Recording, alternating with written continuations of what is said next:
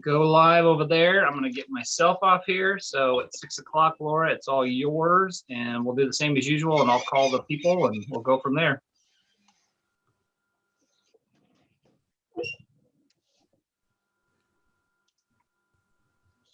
Okay. It is 6 o'clock, so I will welcome everybody to the February 23rd meeting of the Wenatchee School Board and call the meeting to order. We will begin the meeting with a pledge of allegiance, and those of you who are not me can mute yourselves unless you'd like to volunteer to lead the pledge this evening. I pledge allegiance to the flag of the United States of America and to the republic for which it stands, one nation, under God, indivisible, with liberty and justice for all. Thank you for that. First on our agenda, we have our consent agenda. And in the consent agenda this evening, we have the special meeting minutes from February 2nd, the regular meeting minutes from February 9th, vouchers and payroll, personnel report, surplus report, contracts, and policy updates, which have been previously presented to the board in a first reading. Is there a motion to approve the consent agenda? I'll move to approve the consent agenda. Thank you. Is there a second? I'll second. Thank you, Michelle. Is there any discussion? Okay. Is this our GSA contract under this, or is that separate? Remind me. I believe it is under here. Separate. It's Oh, separate. There's sorry, no no, you're discussion right. for It is GSA. separate. Yes, it's Yeah. down below. Okay, thank Sorry. you. Just clarifying. Thanks. Any other discussion? Okay, this is a roll call vote as usual. Martin, Aye. Maria, Aye. Julie, Aye. Michelle, Aye.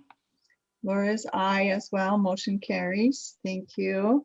So next, we have our citizen comment portion of the meeting. It's my understanding that we have 8 folks signed up. I'm not sure in what order they are, but I want to remind everybody that Kim is displaying a 3-minute timer on the screen. If you would please keep your eye on that and limit your comments to 3 minutes. Please let us know your name and your address before you begin. Ron? Okay, so we're gonna start. We always go in the order that we received them. So up first tonight, and Pascal. Unmute.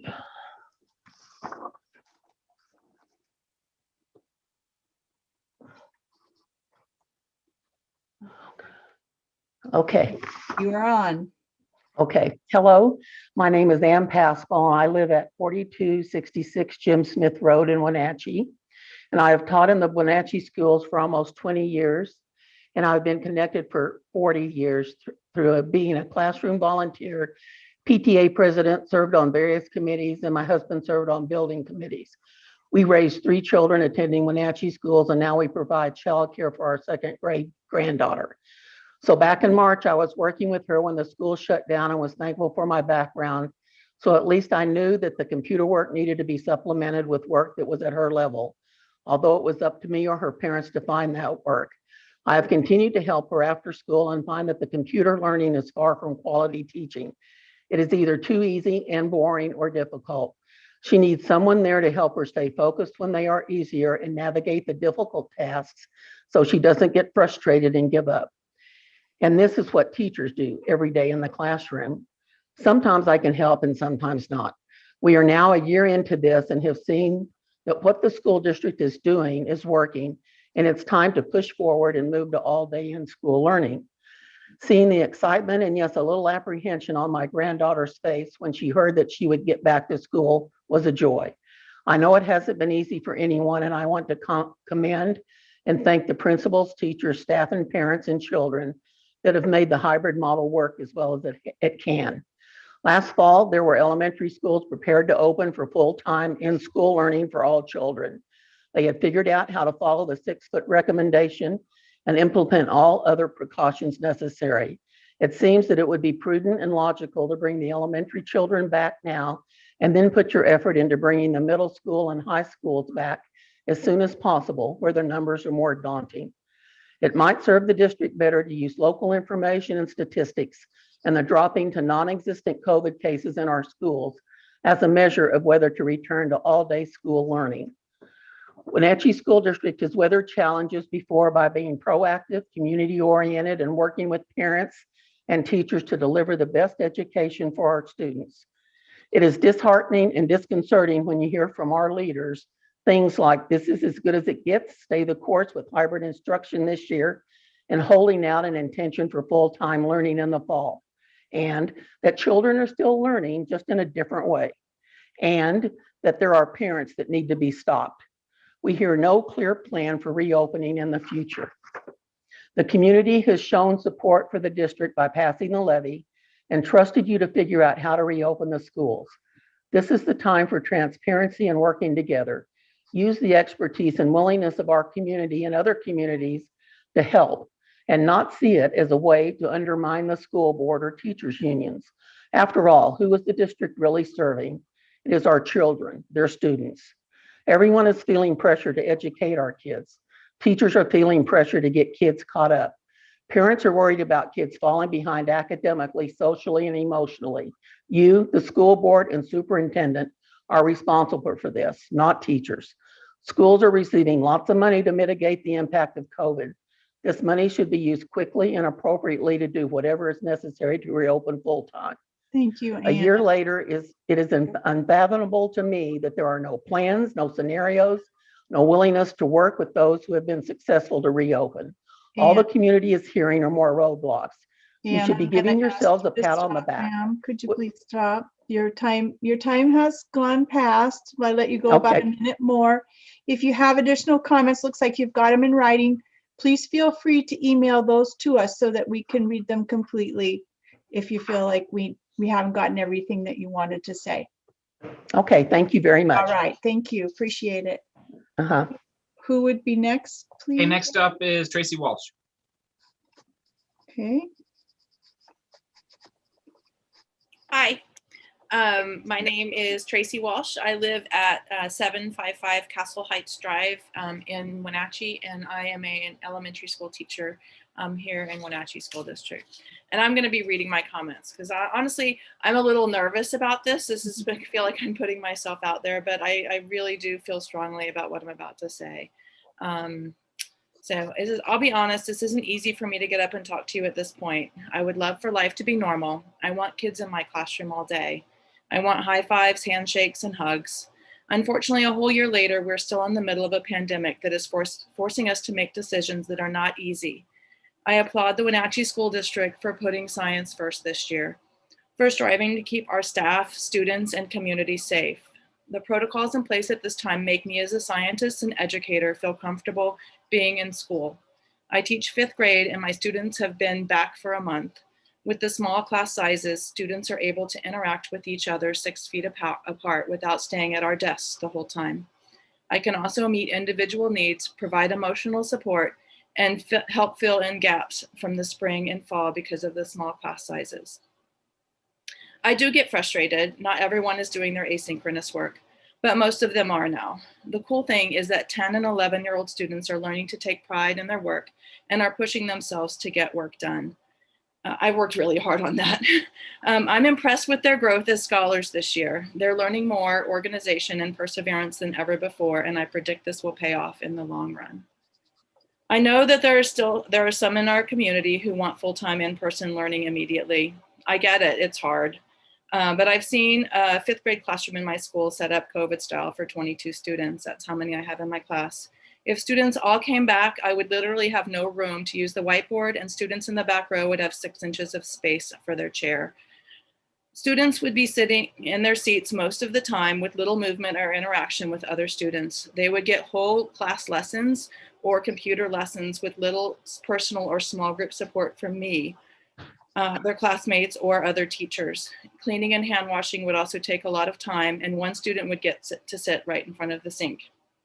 Science also says that more students and staff would be out because of exposure. This adds a lot of work, loss of learning, and is a risk for everyone. When staff is overworked or sick, they are not able to meet the needs of students. We are teachers because we want to work with kids. This pandemic has made it hard for all of us. I know this year has been hard on families. I had a senior last year. He started college in a pandemic this year. We've had some hard weeks. We're paying college tuition and he hasn't had one class in person yet. Luckily, he's on campus this semester and gets COVID tested weekly. I'm proud of his school for taking the steps to keep students, staff, and the community safe. I think the path the Wenatchee School District is taking is what is best for students and staff at this time. Staying the course we have set for the last 70-ish days of school will provide a normalcy for staff and students to help bridge the gaps and build relationships to help students meet their full potential. Any changes at this point could actually set us back, in my opinion. New routines and schedules take time to build.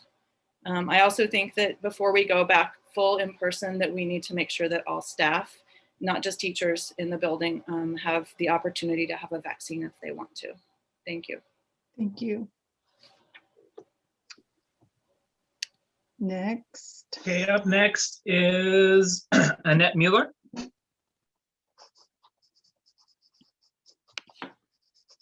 Okay, hello. Are you able to see the timer, Annette? Actually, I'm not, but I can put one on for myself Okay. if that works. Just try to get this out of the way here. Oh. Okay. All right. I can begin. Well, good evening, board members and Dr. Gordon, and I want to thank you all for your service. I appreciate what you do for our school district and taking the time to listen to our concerns tonight. I'm speaking as both a parent and a teacher. I'm currently a first grade bilingual teacher at Lincoln Elementary. I'm serving 20 English language learners. My husband is also a teacher and a coach at the middle school and high school level. We also have 3 children. We have a freshman in high school, went through WSD. We have a junior who is in both Running Start and classes at the high school. And we have a 7th grader at middle school. So we have a pretty good pulse on all levels of what's going on at the district. The reason our district has been successful this far with bringing students safely back into buildings is because we have taken such extreme measures to follow science and health standards, which support screening, masking, and most especially social distancing. And I commend the district staff and administrators for all their efforts to keep staff and students safe. I can tell you there is no possible way that all students, if brought back, could be 6 feet apart, or in any way would I feel safe in that learning environment. And I know that my parents, the parents of my students, would not feel safe about that either. And I think it's important to mention that because those parents are not typically the parents that you hear from, and they have real concerns about their students' safety. I was actually relieved recently to read in the Wenatchee World when Dr. Gordon stated that we would not be returning to full-time in-person learning until at least the fall. It was actually one of the first times I have felt a sense of relief during this pandemic. It reassured me that our superintendent was putting our safety first, not public opinion, not what we all wish could be true, but safety. I was also pleased to read Dr. Sandberg's comments that if there were any way to bring some students back full-time, it should be our students at highest risk. And I completely agree with that. However, I understand there is a vocal group of parents pressuring the board to resume to 100% in-person instruction. Because we know this is not a feasible or safe solution based on all the evidence, I feel this ongoing debate is counterproductive to our students and our district. Forcing the issue of returning all students is like trying to pretend we can just go back to normal. As much as we all wish this pandemic would magically go away, it won't. And in fact, we're going to be dealing with the ramifications of it for quite some time. So I would like to ask the school board and our district administration to, rather than debate this issue of when we can return, to let us instead focus on how we can better prepare to serve our students most in need. We know our highest need students, our English language learners, our students living in poverty, migrant bilingual students, homeless students, and students suffering from ACEs are going to face significant losses. They should be our primary focus now and in the future. So instead of pretending that we're back to normal, how about we start realistically asking what we can do to prepare for a different future, all but normal? I have just a few ideas for you and I'll finish. How can we better utilize our support and itinerant staff right now to work with our highest need students with online learning at home? What kind of extended year programs could we begin planning for those students, such as increasing our summer school programming? And finally, how can we begin preparing for what we will do for those students when they come back, hopefully in the fall? Can we be providing professional development for our teachers in the area of working with language learners and ACEs? Can we provide time for creating GLAD units for those teachers? Could we be thinking about creating extended days and after school learning for those students? So I thank you for that, and I ask you to come together as a unified front, as a board, to think about that realistic possibility. Thank you for your time. Thank you. Appreciate it. Okay, next up is Nate Bergstrom. Nate, can you see the timer? I cannot. Can you guys hear me okay? Yeah, if you go into gallery view, maybe you can see it, or if you have a little timer on your phone or something you could start, that would be great. Yeah, I read through my speech earlier and it was about 2.5 minutes, so hopefully it's about the same. Okay. My name is Nate Bergstrom and I live in East Wenatchee, 14 South June. I graduated from Wenatchee High School back in the early 90s, and I have had both kids in both Wenatchee and Eastmont school districts. I currently have one of my children in the Eastmont school system, but I am advocating for full-time in-person learning for all students in the whole Wenatchee Valley. I'm going to start out with this. What plan of guidance are your board members going off of to come up with a full-time plan, a plan for full-time in-person instruction? Why is there no current plan? What are you waiting on? The governor, federal funding, waiting on all the teachers to be vaccinated? When did vaccinating our teachers become more important, excuse me, than our children's education? To me, it's more important that we focus on risk mitigation than vaccination. Vaccines are not that they're not important, but they shouldn't be a holdup for in-person instruction. Vaccines are still a choice and not a requirement. To the school board and the teachers unions, what benefit is it that are not having our kids in school full time? If this is about stopping the spread of the virus, I feel as though all we're doing is prolonging it because we can't prevent students or teachers from going other places or being in contact with other people outside of the school building, grocery stores, clinics, etc. What I propose is that instead of vaccines or restrictions, we focus more on life things like eating healthy, practicing good hygiene, exercising, getting vitamin D, and trying our best not to get sick at all. And when we happen to get sick or we happen to come down with COVID, we stay home, we do remote learning until we feel better, until we self-quarantine. And additionally, if someone is sick, allow leniency when it comes to the kids being absent from school. And now we have remote learning, we can do both. We've had health and safety plans in place when it comes to earthquakes, terrorist attacks, school shootings, traffic safety in school zones. But I feel like there's nothing in place for returning our kids to full-time instruction. All of our kids are falling behind at every grade level, and they need to know that you have a solid plan that you're coming up with for full-time instruction now, so they will not continue to fall behind in the future. We cannot afford to have a small portion of our kids' generation be behind because we failed them.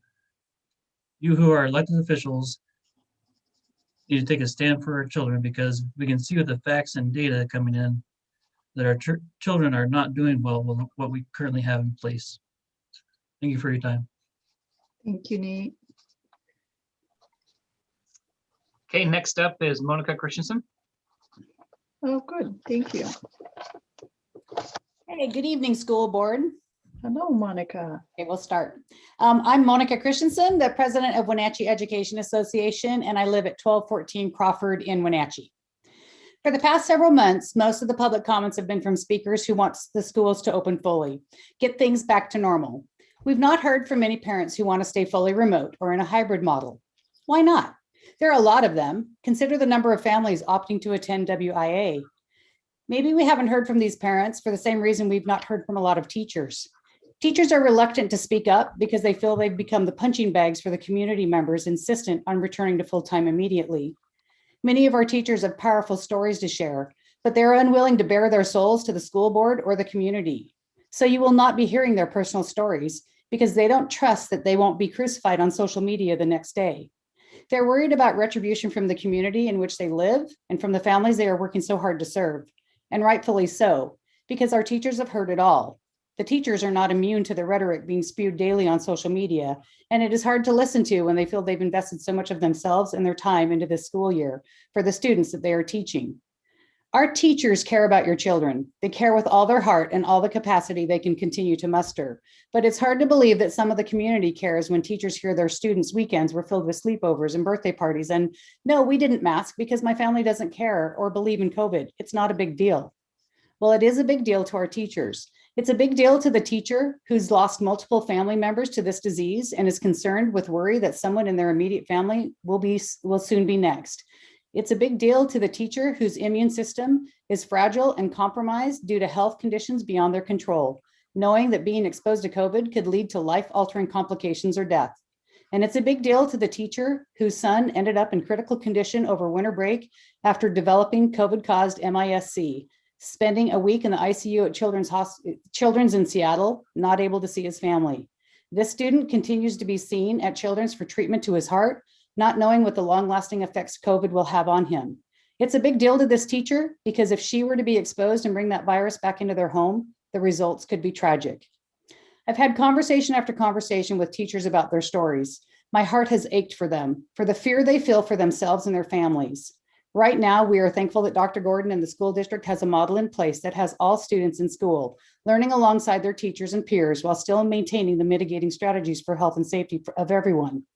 Wenatchee School Board, we have students back in school. Students are learning and making connections. There is consistency in their educational day, and I implore you to not make any more changes for the remainder of the school year. Stay the course. Teachers feel safe enough in hybrid due to the strict adherence to the mitigation strategies, but going back full-time takes that safe away.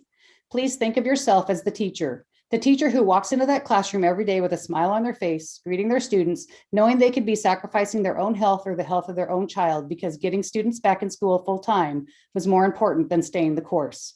Teachers cannot and should not be asked to choose between their lives or the lives of their loved ones. We are in a pandemic after all, and our actions moving forward should reflect that. Thank you, and I'm sorry I went over. That's okay. Thank you. It's good. Okay, next up is Christy Rep Wilson. And then we have a couple written. Good evening, I'm Christy Rep Wilson. I'm an advanced math teacher at Foothills Middle School, and I also have to read what I'm doing because it's been a long day. I live in East Wenatchee, but I've been teaching in Wenatchee for 30 years or so. I've been a teacher for 40 years. I appreciate and support Dr. Gordon's decision to remain hybrid for the remainder of the year, but I understand that there are few in the community who disagree.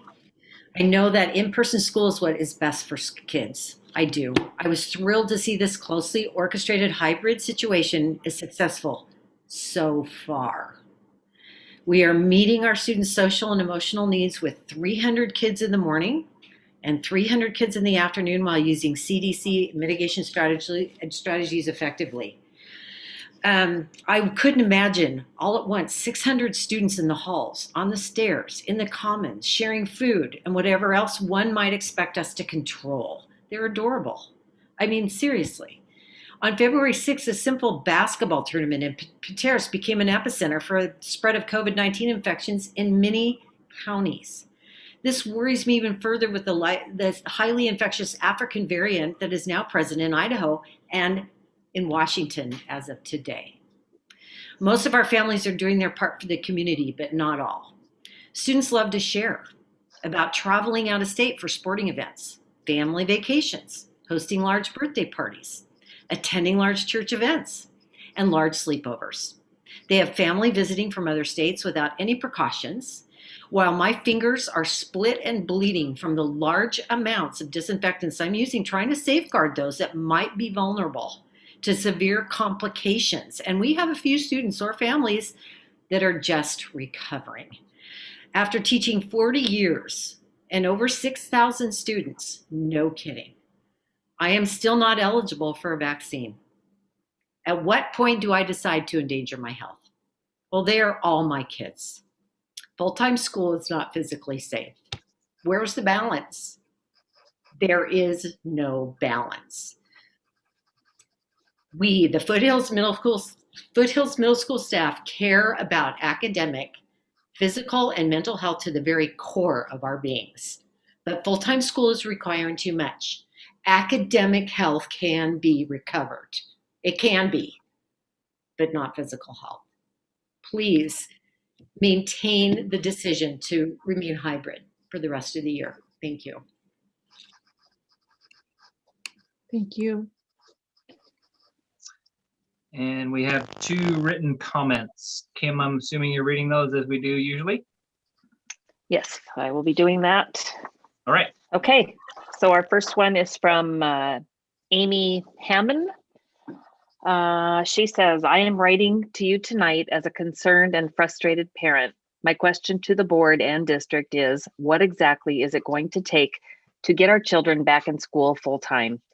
Case numbers are falling rapidly all around the country, and we have 2 effective vaccines being distributed. We are a year into this pandemic, and the coronavirus is becoming endemic. It's not going to go away. The district needs to find a way to live with this virus while simultaneously educating our children with full-time school. The district and board keep saying that full-time in-person school is the exception rather than the norm. I would strongly dispute this argument. If you look online at the Burbio School Reopening Tracker, you will see that hundreds of districts have returned to regular full-time school. Many other states have successfully had in-person school since the fall. All of the parents who are fighting so hard for full-time in-person school are doing so partly because we have watched our family and friends' children in other areas successfully attend school all year. My family used to live in Texas. The school district there has 18,000 students and has been offering full-time in-person school since August. They've managed to keep their schools open in a state with over 2.6 million COVID cases. If they can figure out how to do it, why can't we? And more importantly, why can't we even try? Hybrid instruction is not equivalent to regular on-site learning. My kids are understimulated and not challenged enough. Their academic progress is nowhere near where it should be. Until the district offers full-time in-person school, the learning loss experienced by our students will keep compounding, and many kids will keep falling further behind. Children that have been in person all year are going to have a huge advantage over those children who only receive online school or hybrid instruction. Please put our kids first and come up with a plan for full-time school. Thank you. All right, the next one is from Rachel Petro.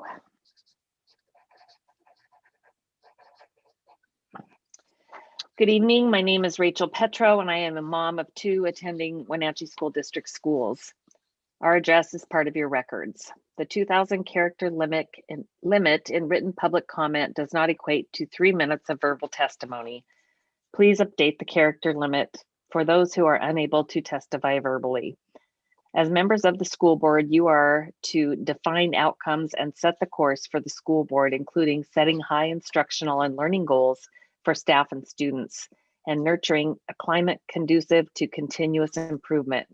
My request to you tonight is to renew your commitment to this vision through active pursuit of them.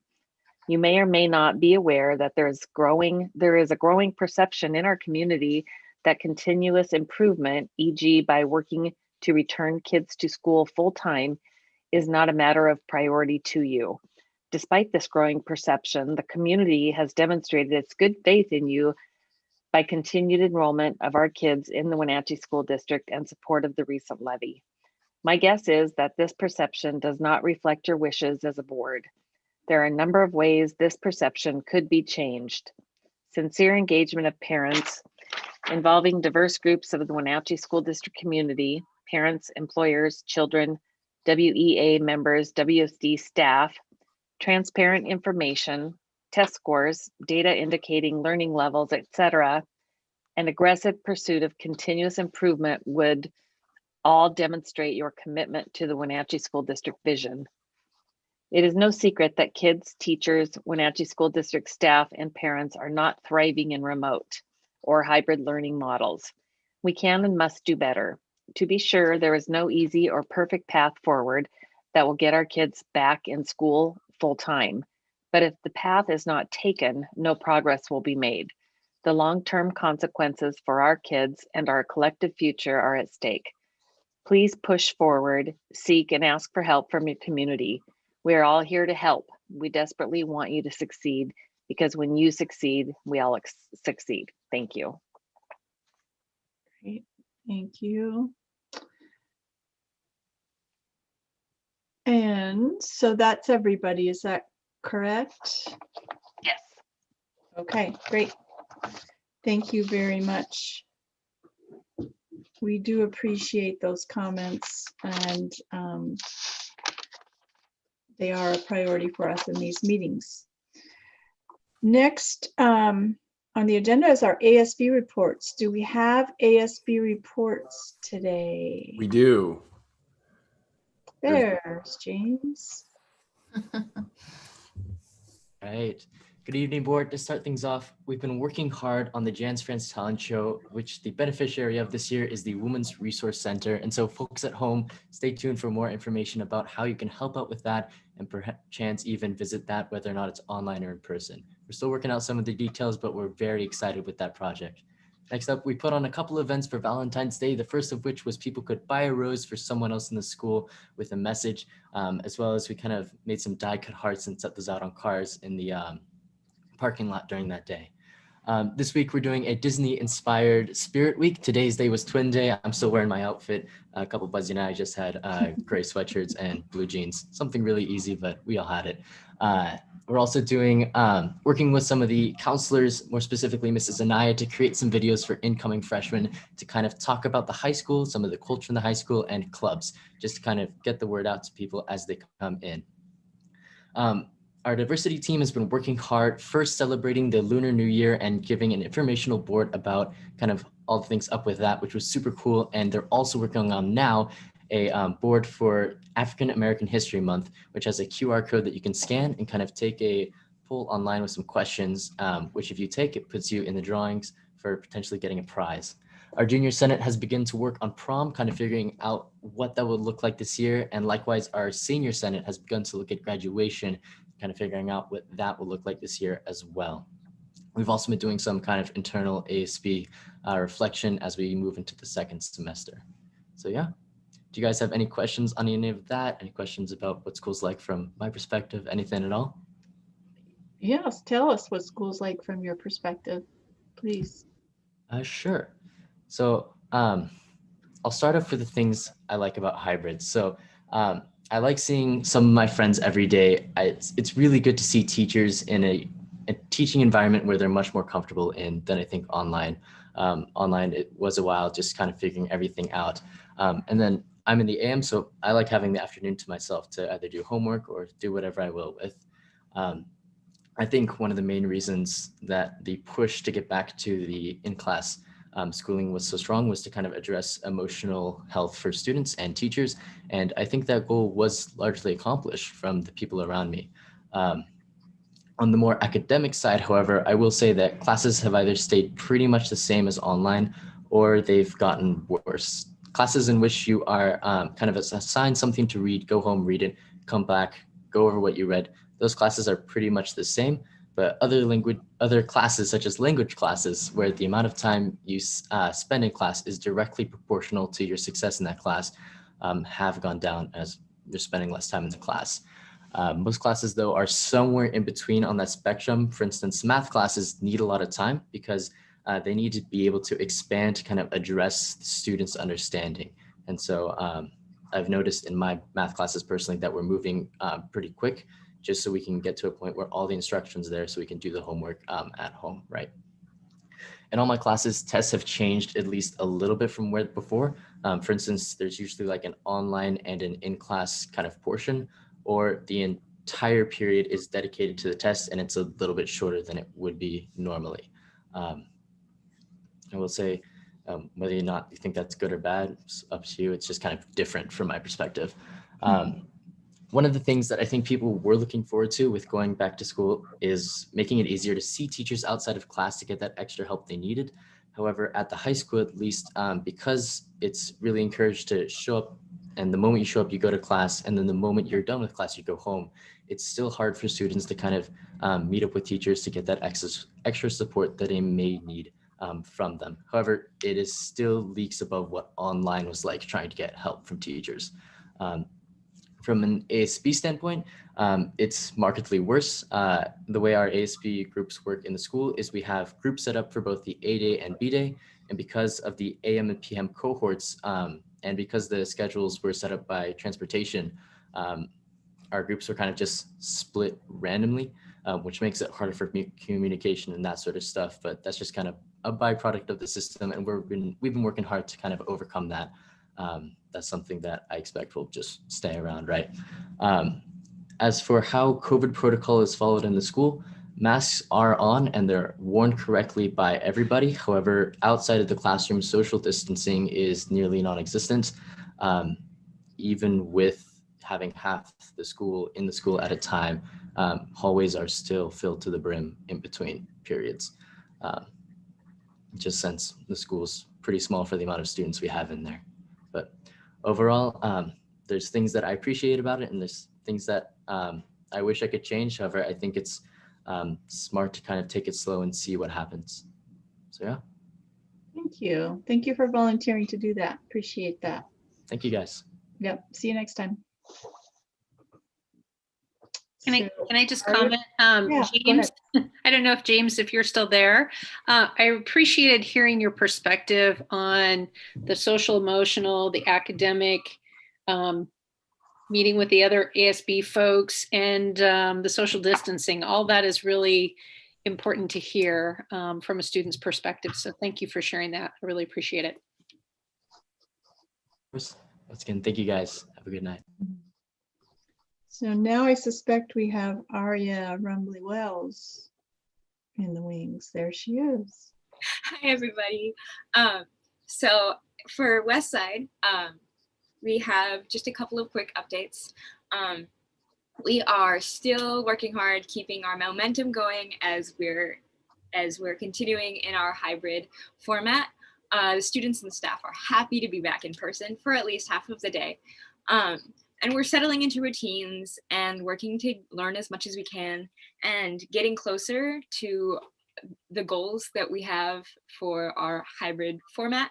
And we're working on our graduation. I was a part of a meeting a couple of days ago to plan the event, and I'm really happy. I mean, it's my graduation, so I'm really happy to be able to plan at least something that at least resembles what I kind of imagined a graduation to be. And as a school, we're working hard to keep all of our students engaged, and when we're still having fun. We have our 3Cs assemblies every other Monday, and we have our lip sync battle still going strong. We just had a couple of students battle each other for the first time, and it was so much fun. I am in the near future going to challenge our principal, Corey Kalahar, to a battle of our own, and I am excited about that. When we have a small program for honoring our students' academic excellence in this time, students who earned 2 or more credits in this last quarter received a $15 gift card to a local restaurant for lunch as a reward.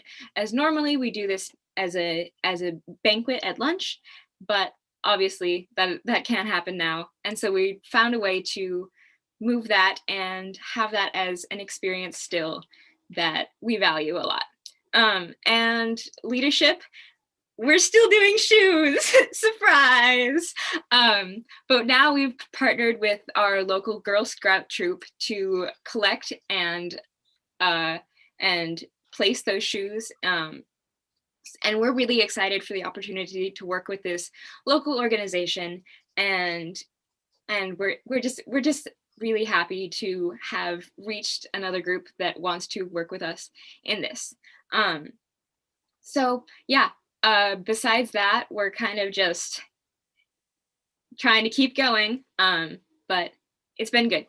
So with that, does anyone have questions for me? Yeah. Questions? No? Yes? How about your personal experience?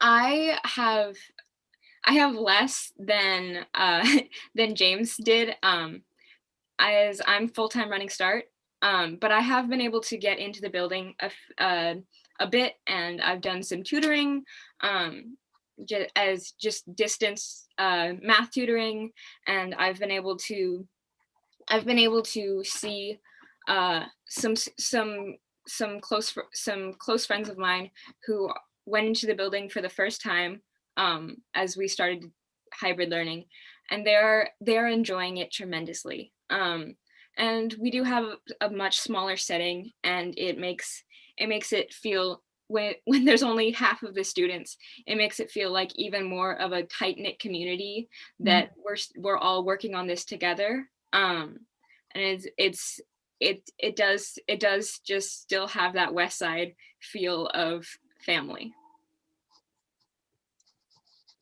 Very good. Thank you so much for being willing to do that. Appreciate it. Okay, we'll see you next time. And moving on in our agenda, we have no tech center students tonight, do we? Or no? No. Okay. So next on the agenda, we move into the GSA contract, proposed GSA contract. I assume maybe that's why. Yeah, we got some guests coming in tonight. Okay. Mark's going to kick us off around the concept of this idea that GSA is bringing forward to us. Mark, you want to introduce your guests and then give us a intro on the topic? Yeah, so I've got Jim Beeson here, Athletic Director, Brandon Allison, who is the Financial Education Manager for GSA, and then Brandon, I'll let you introduce Richard. Good evening. Yes, and joining us tonight is also Richard Waddle, who is the EVP of GSA, and he's here to answer any contract questions that we have. So, Richard, you want to introduce yourself? Or? Yeah, I've been with GSA for about 15 years now, oversee marketing outreach for the credit union, as well as lending and finance. So we wanted to bring the GSA contract back in front of you, do a quick review of it, bring it back up to speed on what it's all about. One of the things that prompted this return was the financial difficulties that Jim is beginning to experience. So just to give you a quick number, Jim's got about $100,000 ASB budget.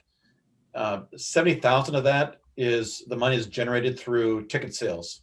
Well, we don't have any ticket sales this year. We aren't selling tickets for anything. So he has a huge hole in his budget. Now, granted, this GSA contract the first year probably won't fill a huge part of that hole, but as I shared with you in the board report last Friday, if we can get to where some of our colleagues around the state are, that could substantially be filled. And then add in House Bill 1660 and not knowing the impact that that's going to have on ASB, we just feel like this contract is pretty important to be able to continue to offer opportunities for our kids without financial money being something that's going to limit us. So I'm going to let Brandon share with you a really quick PowerPoint on the program. Then I'm going to come back, and then if Richard has anything to share, obviously, Richard, go ahead. And I'm going to come back, just share a couple other thoughts, and then we'll take a Q&A. So Brandon, you're up, and you should be able to hopefully share your screen. Thank you, Paul. All right, so just to bring it back to the program overview, I know you've heard about this program before, but I want to just kind of take a step backwards and speak to kind of what the program can offer the district. So since 2015, we've really been supporting students' success with every swipe. Student, parents, alumni, and any other community supporters can show their pride with the Wenatchee School District debit cards.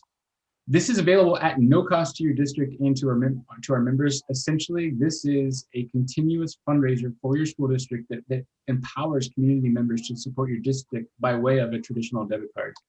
Each swipe earns funds for your district and empowers them to support students with their normal daily debit card purchases. The great thing about this is that there's a guaranteed annual minimum on this, but there really is no earnings cap. We want your district to be successful, therefore the sky is the limit with that.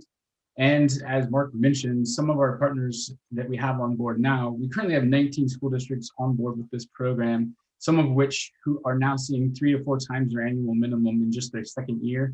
And since 2015, we have awarded $500,000 back to the communities that we serve through this program. How we can make it personalized for Wenatchee.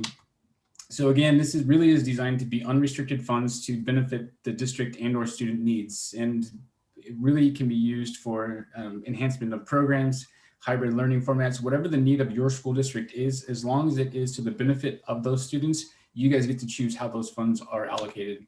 It does come with customized marketing materials. We feel like this personalized touch really lets you stick to your district's procedures based off of those marketing materials, but it also empowers our local branch to support this program through customized marketing materials. We now have a dedicated corporate sponsorship specialist to maximize your relationship.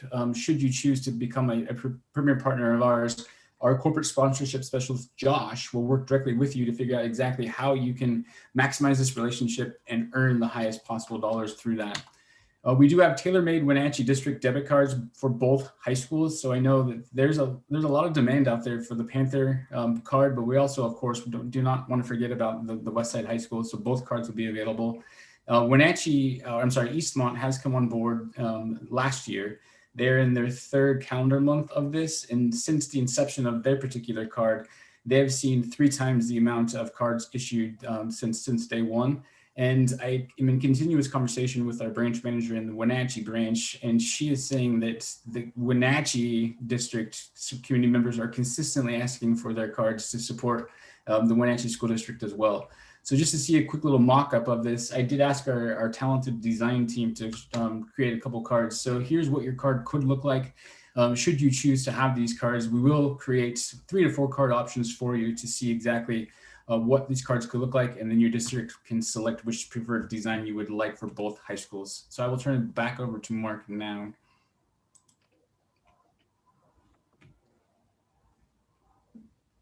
So just to address a couple of questions that Michelle asked, as far as renewal goes, we don't have to do a 5-year. It's just, I know personally as the person who took over a bunch of contracts when I came up here and didn't realize that I had to do something to keep them going.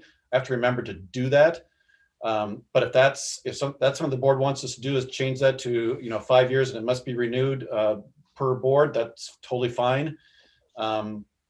As far as the allocation of the money, the $4,000 that was originally put in there for a basketball tournament, it can go to ASB. We don't care. That was something that Jim wanted, and obviously we're not going to have a basketball tournament this year, so that money can all go to ASB and be used however the 2 schools see fit.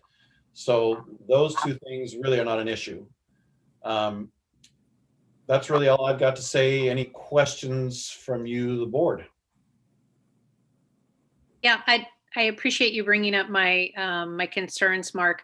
My concern with the 5-year automatic renewal of the contract is, again, when you have a rolling contract, I'm just asking that it be brought to the board at some point, and whether that gets changed in the contract language or it's something that we just make sure that gets on our agenda before that 90-day period. Either way, but I think rather than having it just automatically renew without any discussion is not exactly transparent for our community.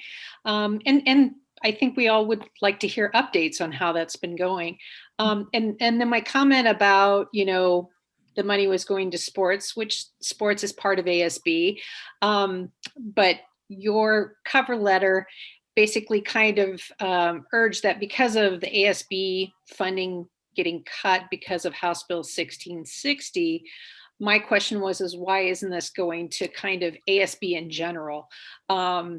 Because, you know, and I support sports, but I also support other ASB activities too. So rather than that being in the contract, you know, or rather than it being so specific, my question is could it go to ASB in general or the district in general that they're going to divvy it up to different parts of ASB? I don't know, but I just found it was kind of odd that it was sports specific, but that makes sense with the tournament being a reason. But yeah, that's Dr. why. Steinberg, I will say that James presented that winter tournament as a sponsorship request and through this program. So we wrote that the allocation of those funds through that, but that's an easy fix. If it's your preference or the board's preference, we can just have the funds go straight to the district, and then the district decides how those funds are allocated. That was just something that back pre-COVID and to it really was designed to support both Eastmont and Wenatchee, a joint effort for that district to kind of the betterment of the community. So however those funds are selected to be allocated is completely up to the district as long as it benefits the students. I would just recommend that, yeah, the funds are allocated to ASB overall, and that the district would determine how those funds would be distributed amongst the ASB. So if we could do that, Brandon and Richard, I think that would be very helpful. Yeah, most of our contracts with districts simply say that the funds have to be used to benefit the students of the school district, as Brandon said. So you can do absolutely anything you want with it. We would just want to make sure it benefits students. Thank you. I think that'd be great language. I can actually take care of that first thing in the morning for you. And also keep in mind that it's not just for the high schools either. So if there are middle schools and elementary programs that need to be funded, it really is the benefit of the entire district. But we do find that the affinity comes from the high schools. And so having that relationship and that pride on those cards, but then it's for the betterment of the entire district, not just those two schools as well. Yeah, and how this whole thing started is Russ and I we decided we wanted to have a big basketball tournament here during Christmas time and keep our kids home and bring people into our community and bring money back into our community. And so we just kind of, both of us approached Brandon with the idea of kind of GSA being the title sponsor for the tournament. And then the 4,000 that we got and the 4,000 Eastmont got would go and cover all of our expenses, which are saving us ASB funds in the first place. And then we would be able to support a basketball tournament here. But that's certainly not happening. And it was just the starting point that we started the conversation with. And there's no, the bottom line is our ASB funds we're going to be very short on ASB funds unless we come up with some other solution and some other place to get money from. And so this is a very viable way for our community, for us to do a fundraising activity where we just get money for people spending money that they normally are spending, as opposed to having to sell raffle tickets or something like that everybody just absolutely dreads doing. And so how the money is split, it doesn't matter. It's Wenatchee School District money, and that's the most important thing. And we're not having to do anything to get it, really. Well, I so appreciate the GSA team. I know this contract's kind of been looked at a number of different times, but I appreciate that you guys are willing to kind of work with the board's concerns and the district to figure out, how we can parcel it out. But I appreciate your team's efforts in being diligent and consistent and just tenacious. Thanks. We appreciate that. And again, we thank you for your time and appreciate your willingness to kind of look through the contract and make sure it is a unified partnership, because that's really the ultimate goal. And I would just comment, kudos to GSA for all the work they do for our youth, because they are the WIA's title sponsor as well. So it's just not with the individual schools that they're working, but they're supporting the WIA as their title sponsor to support all the kids across the state of Washington. So they truly do have our kids' best interest at heart. There's no question about that, at least in my opinion. Great. And thank you to Jim for looking out for our kids and your persistence in bringing this forward. I know it must have been discouraging a couple of times. And so thanks for sticking with it. a good message. So we'll bring this back on consent agenda at the next board meeting. We'll update Brandon and Richard will make those adjustments to the contract, and then we'll have it in the consent agenda. So thank you. Absolutely. And Dr. Gordon, I'll get the updated contract to you tomorrow. Thank you, sir. Thank you all. You're free to stay, but mute yourselves. I love it. We love you, but mute yourself. Next up on our agenda tonight, we have policy updates first read. Yeah, we have 5 policies that we're in front of the policy committee, Maria and Michelle, who working with Kim and myself vetted these and brought them forward to the board. The first one is 3535, which is a financial aid advising day, which says by December 1st, we have to make sure that our students are aware of this, of all the financial impacts it has. So it's an important policy just to make sure that is front and center within our districts across Washington. The next one is 4040, which is a public access to records. So anybody who's ever been a part of public records knows that these can become very voluminous at times when certain individuals, generally not within the community, are seeking a significant amount of public records. So it really is trying to help clarify what's available to our community members. Again, it's really not speaking about those community members and others who are going about it in the right manner and really looking to seek for the right information. This is kind of for that vindictive purpose, what they're trying to tighten down. So I know from district perspective, we're very appreciative of this. And then we also have 6225, which is the use of electronic signatures. This is for all the type of school district records that require a signature, such as contracts and claim vouchers. We can utilize the electronic signature in lieu of a traditional signature. But the board has to, adopt the policy. And for any of the board aspects, if we were to use it for the board, it would, all of the, all the bills, all of those pieces have been approved by the board, and then we would use it if we felt like it was a need, use the electronic signature that way. So we would never use an electronic signature for a board without a board meeting, the board coming to consensus, the board taking action on any documents like that. 6106, allowable costs for federal programs.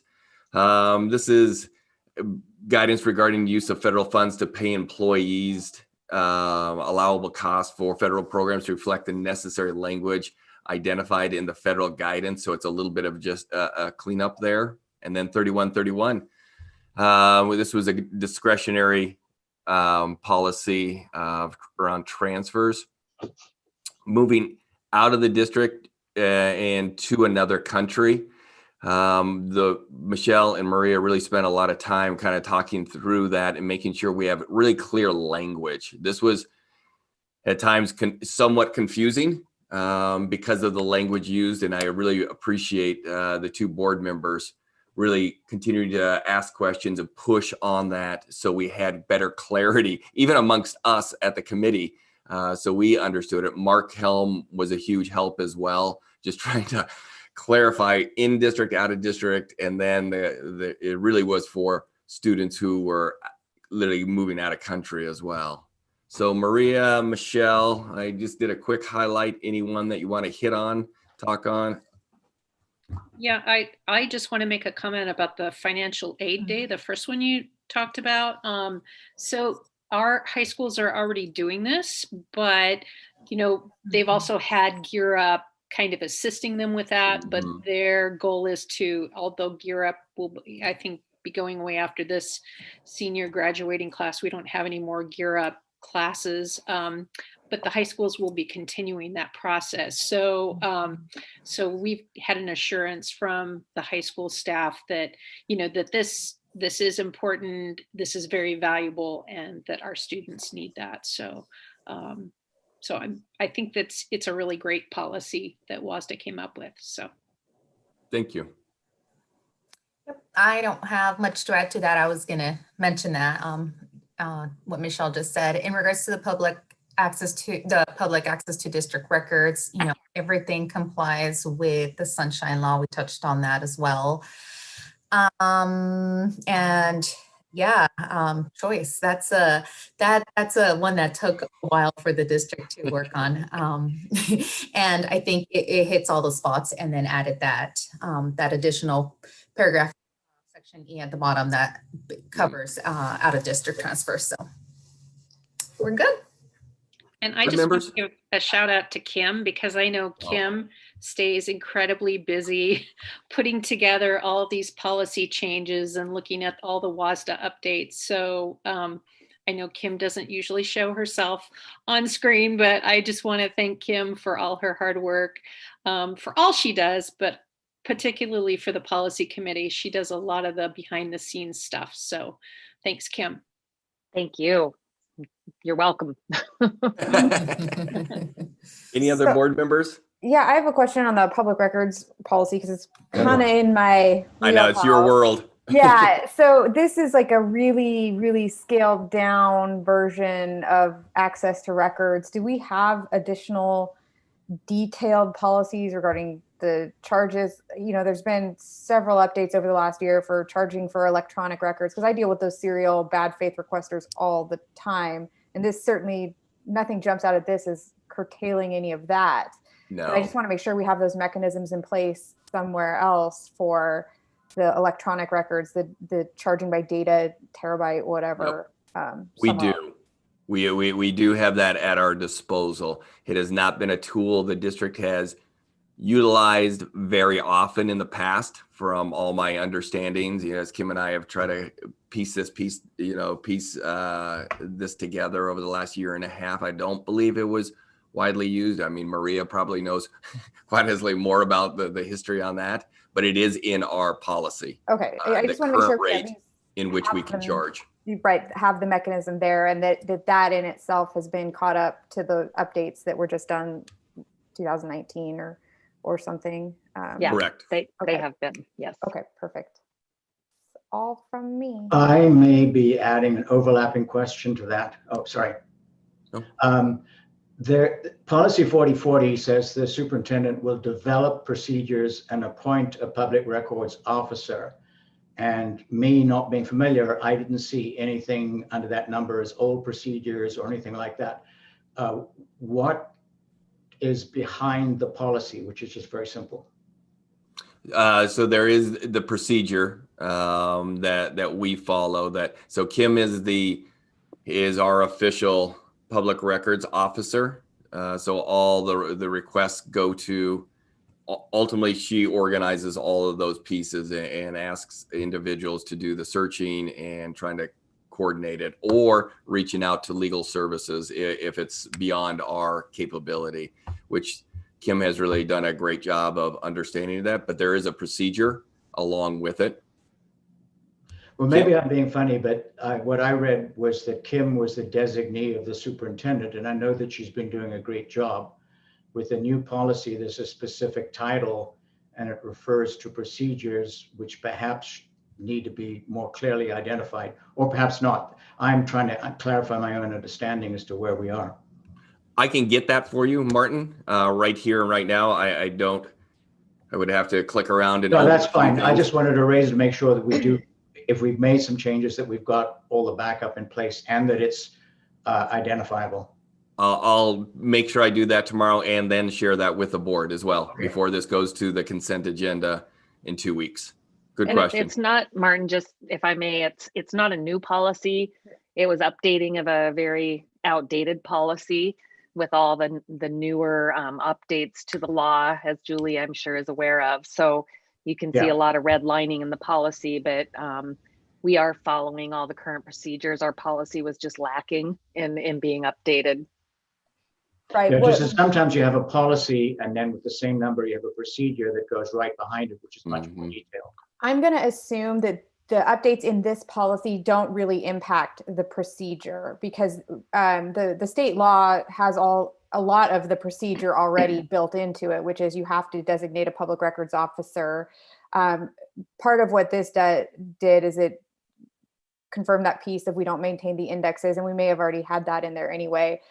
It resolved that discrepancy of, when Public Records Act was newer, there was kind of how do we treat electronic records? It's become universally understood that electronic records are the same as any other record. So I see the consolidation of all of that there. The piece that was interesting to me, and maybe I didn't look at it close enough, was we previously listed all the exemptions, but now we don't have anything in there that says we basically follow the exemptions in the act or maintained by MRSC. I don't know if that's anywhere else. That's usually in my policies, but I don't know. But this just looked like a cleanup that, Martin, to, I guess, go back to your question, I would assume the district's procedure really didn't need much beefing up based on these little changes to the law. Yeah, the procedure is pretty brief. It's only like 2.25 pages, and it's on the website, but it's a very generalized procedure. So it doesn't require updatings, but that's not the committee's job to update procedure. That's the staff's job. So, but I don't think it likely needs to be updated. Just doing a quick look at it. I'll do a quick review I tomorrow. probably looked in the wrong place because I didn't find any procedures. I think That's they're in the state regulations and laws and elsewhere, not in a numerical sequence, I think. But let's just abandon it. Yeah, it's 40/40 procedure. It's the 40/40 procedure. So, but I'll make sure I double check it tomorrow, review it, and make sure that we do some cross checking too, just to make sure that everything is done correctly before it goes to full approval in 2 weeks. Okay. Good questions. Okay. So moving on, we now have approval of quote to purchase buses on our agenda. So Jeanette, you want to talk to us briefly about some buses that we're going to be purchasing?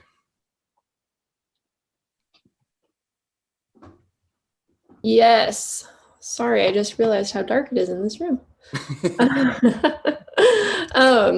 So you have a recommendation to approve a quote, or 2 quotes actually, for 3 buses.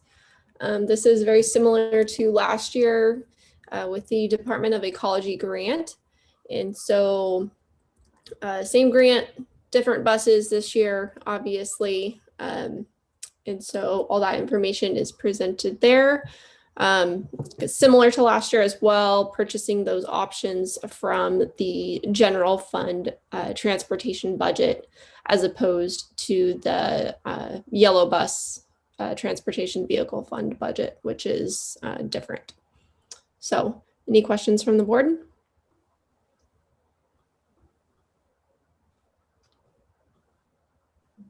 Sounds good. Yep. Okay. Thank you. Thanks, Jeanette. So this is an action item.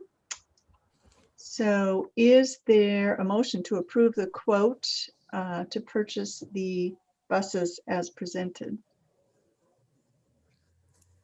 So moved.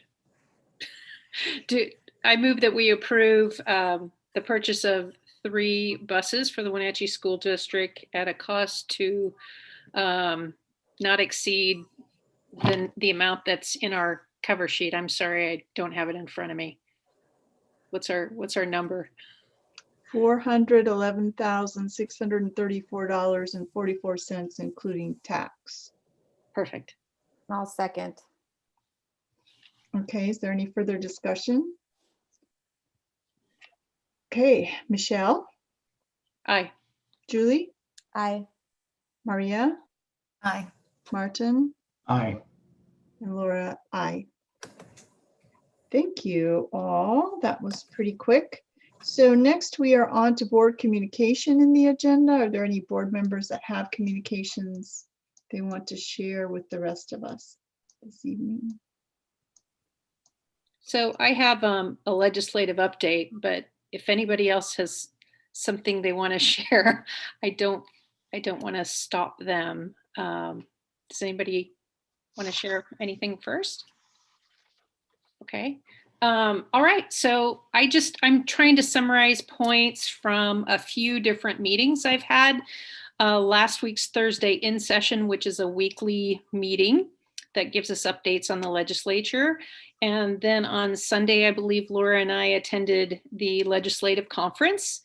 And then today there was a legislative rep update, which is monthly. So I'm going to try to summarize the highlights from those three meetings.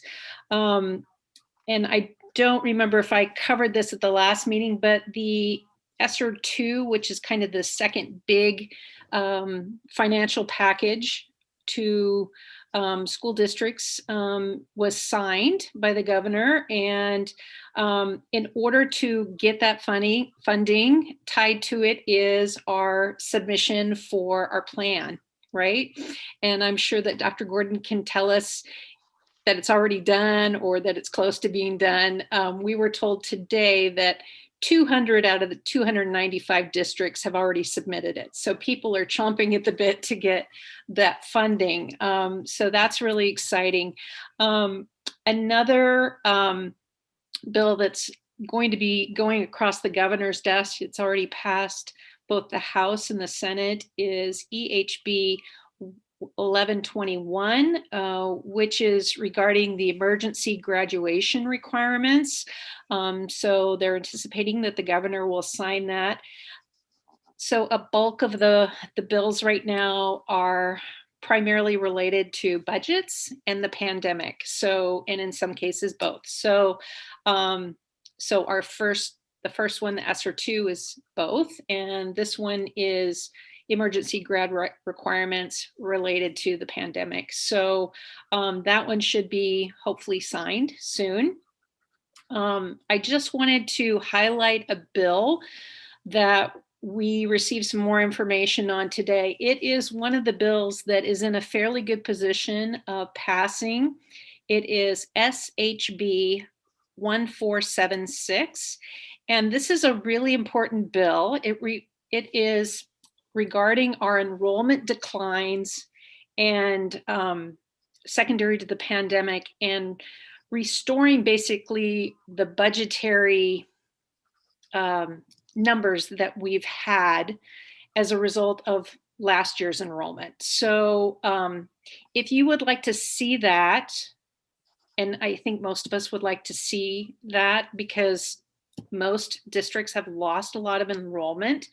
If we would like to see our budget based on pre-pandemic numbers rather than the numbers we have now, I would encourage you, please, board members, to reach out to our local legislators. This is a really important bill for our budget, and this is not talking about additional funding. This is about budget stability. And, think of all the extra funds that we've had to put towards hygiene and our hybrid model and double the bus trips and things like that. So keep in mind that this is to keep things going. We've had to use a lot of dollars and shift things. So even with decreases in enrollment. So please, I'll repeat it, SHB 1476. Please reach out to your legislators, and our legislators are Representative Steele and Gaynor, and also Senator Hawkins. And the public, please reach out if you would like to see us be supported with this despite our enrollment declines, if you would like to see our budgets held up. So just a couple other quick points.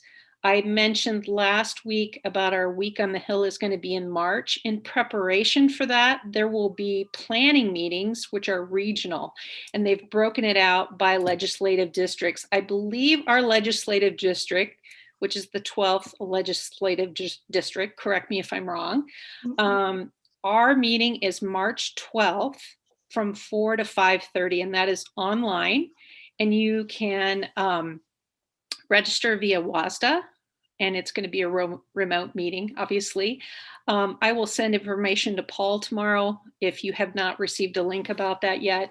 And I would encourage you to sign up for that. So that is a planning meeting regionally to prepare for the week on the Hill, which is the following week, which is March 5th through the 19th.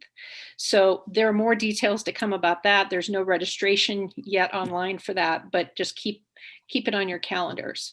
Last but not least, also at the legislative conference on Sunday, there was a shout out to a superintendent in Washington who was named the national superintendent for 2021. That was Dr. Michelle Reed in North Shore School District, who I had the pleasure of meeting a couple of years ago at WSD. So pretty exciting that Washington has not only, they always have a superintendent of the year, but she was named the national superintendent of the year. And there have been 3 other Washington superintendents in the last 15 years that were finalists, but this is the first time we've had a winner in the last 15 years. So, so shout out to North Shore School District and Dr. Reed. And that's my report. Thank you. Great, thank you. Thank you, Michelle. I will have to look into that, the bill, the 1476, and plan on communicating with legislators. So thank you for bringing that to our attention. So next on any other board members, sorry. No, okay. Just a quick question. Are we going to have, because I don't want to, I guess I have some questions about that maybe will be answered in the next part. So are we going to have time to ask questions, Paul, of your hybrid reopening? So maybe I'll just save my questions or thoughts for that. Yeah, okay. We'll make sure that we do that. Okay. Yeah, definitely question and answers throughout it. So me? Yes, sir. All right. First and foremost, we want to make sure we highlight the incredible Tina Nick Pan Brown as one of the 3 Washington teachers announced as a STEM award finalist. This is literally the highest award for the excellence in mathematics, science, and teaching. So we're super proud, super honored that Tina is within our district, delivering incredible opportunities. If you know Tina, Tina is generally going to really make sure that her students are highly active, highly engaged, and making sure that that science and high levels of thinking and engagement are going to be a part of every day. A week ago, they did a outdoor snowshoeing activity. In years past, she's taken her students and others. Oops, you froze up.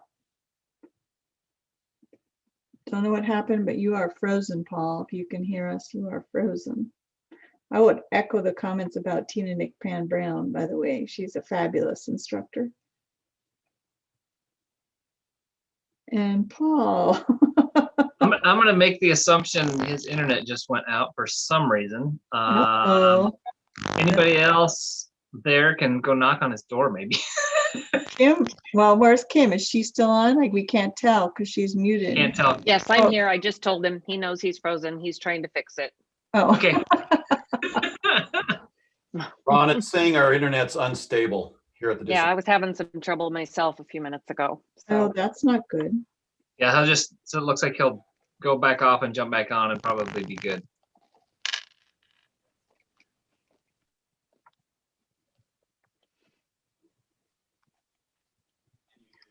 Hopefully he has some luck. Otherwise, Kimmy can jump on your computer. Yeah, we just heard the very beginning, Paul. Just the very beginning. So do you want to jump on mine?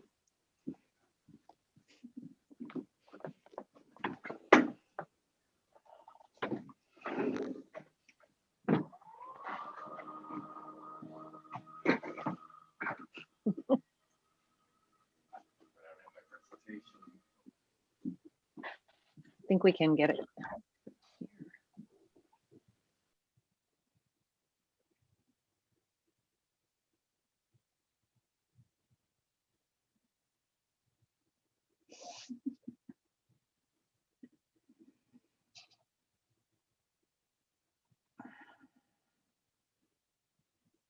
That was super bad timing. And we do have another meeting after this, so hopefully Paul can get his system back up and running. All right, well, there had to be a first for that. I literally have no internet in my office, which is 5 feet away from Kim's office, and she has internet. So we'll try to figure this piece out as we're going. So again, Tina Nick Pam Brown was honored. So you, Paul, we can't hear you very well. Oh, hang on, Paul. He's out. We need something different. You sound like you're in a cave.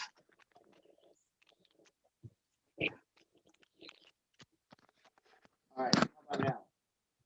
No, not yet. No. Nothing. Right now. There, now try it. All right, how about now? Oh yeah, there we go. All right. Well, there had to be a first time to do this one too. So literally in my office, which is 5 feet away from Kim's, I have no internet. So I've had to come over to Kim's office to connect. So just quickly, just want to highlight Tina Nick Pan Brown, who is one of 3 Washington State educators who've been nominated for the highest STEM award possible. If anyone has ever been around Tina, she just absolutely loves her job and what she does and how she connects with kids. And she connects through science. She connects through engagement and really real world experiences. I'm proud that I was able to go up last year and see when she brought a number of students up to an outdoor YMCA camp where students were building igloos, where students were exploring the wilderness. For some of those students, first time ever, out in the wilderness, spending the night in pretty low-tech cabins. So she's just an incredible educator who continues to make a difference, and we're just really proud of her for that award. So super excited to hear the winner of that award. So let me get into, and I'm going to share my screen and pray I can do that at this point. Kim, why don't you have?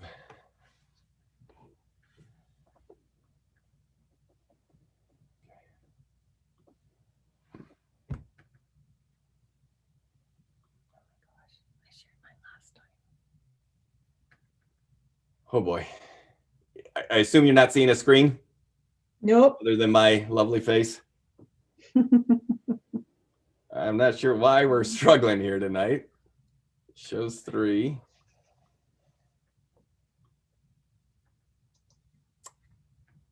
Huh.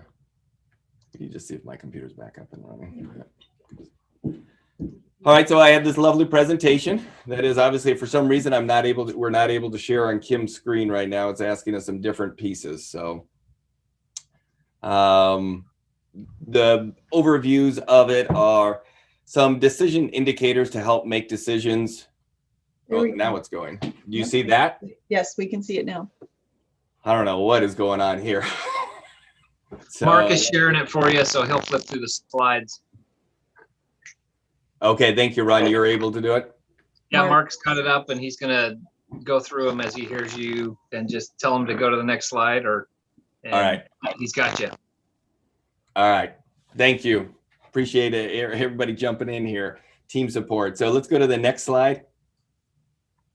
So this Smart Restart, again, these are the consistent guiding principles that we've been working off to open our schools safely, to return our students to in-person learning because we know the huge benefit, as was mentioned tonight, to our intent to bring students back full time, continue to consistently reevaluate, coming back, making sure that we gather all necessary information and continue to reevaluate where we're at.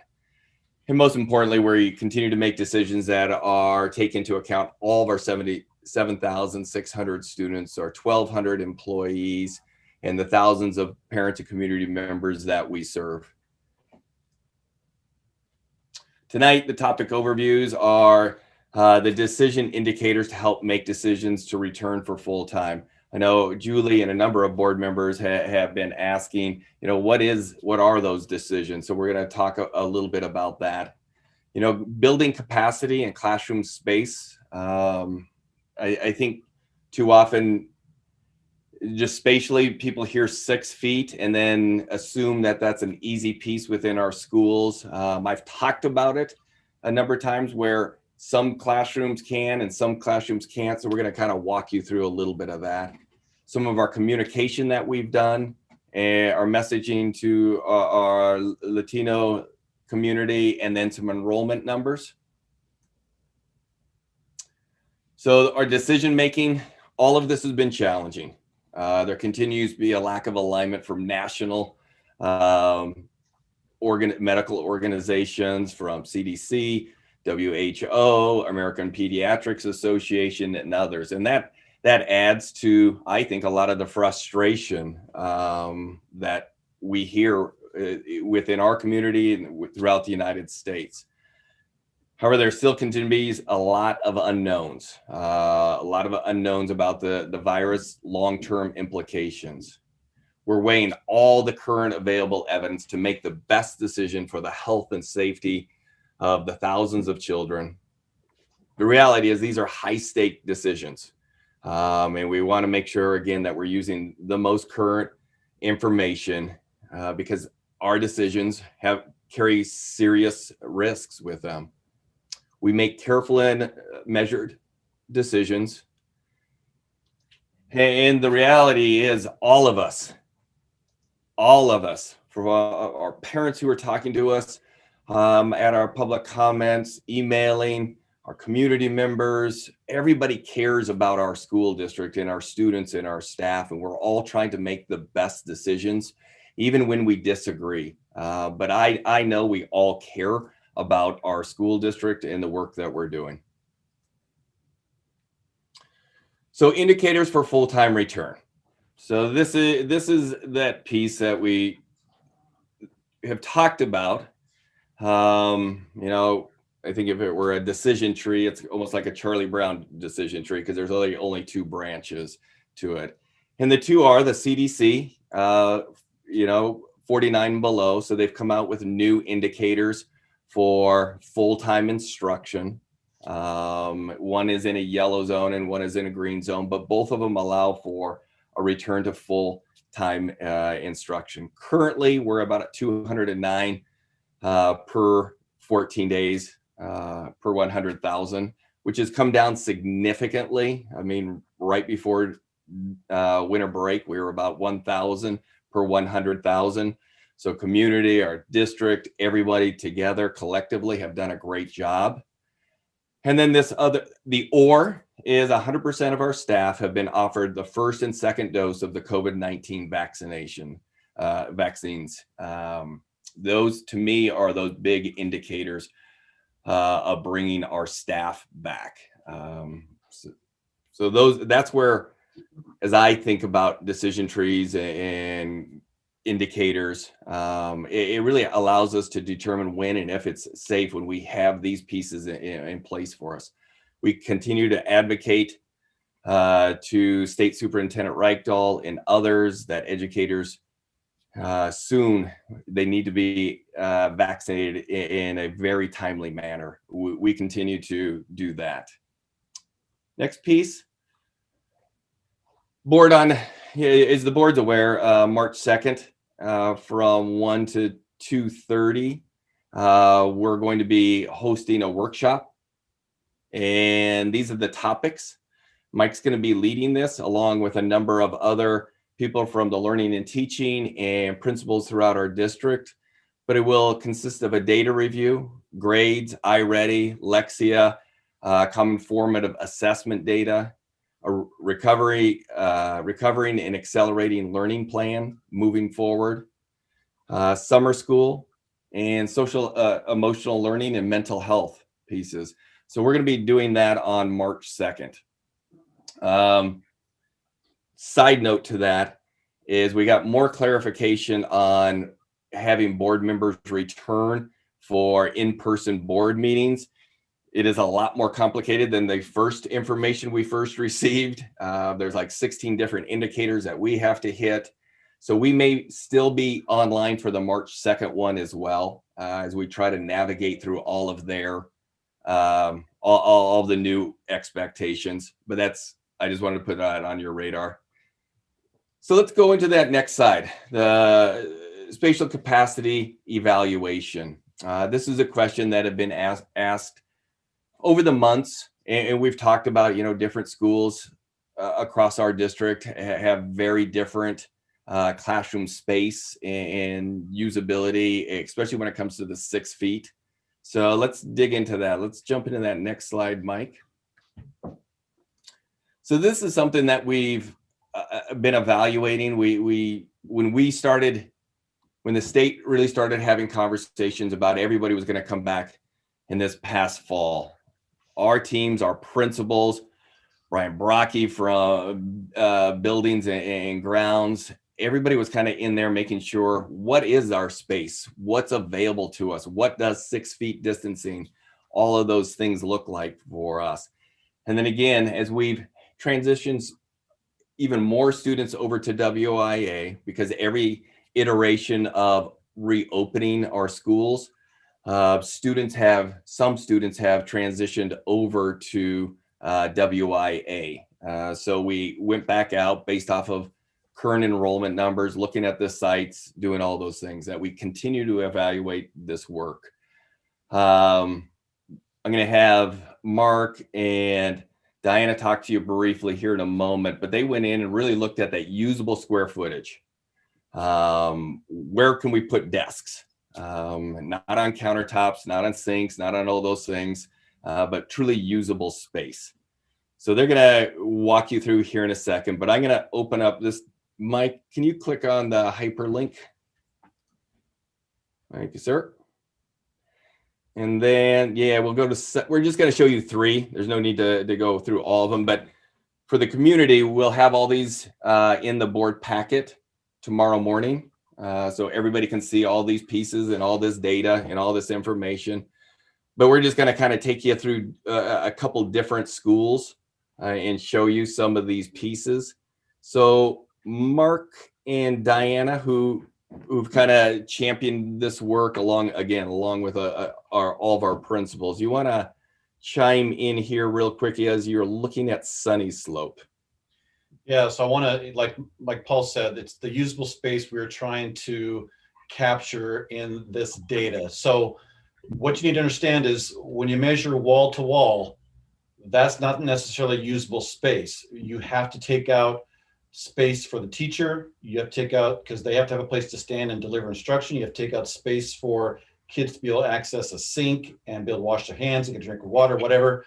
So after doing all that, we came down to these classroom sizes and then dividing that up into 36 square feet per kid, because you got to have 6 feet of space around each kid.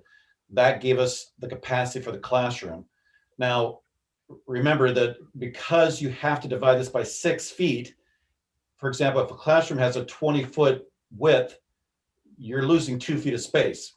It has to be 6 feet, 12 feet, 18, 24, etc., to maximize the space. And then even then, what we're talking about here is you could put 18 kids in room 110, but that might be a kid literally with his nose to the front wall where the teacher's trying to project onto the screen. So just know that 18 may not really be 18 if you want to have any kind of real instruction going on. So Sunny Slope, bottom line is Sunny Slope, pretty much they can't come back full time.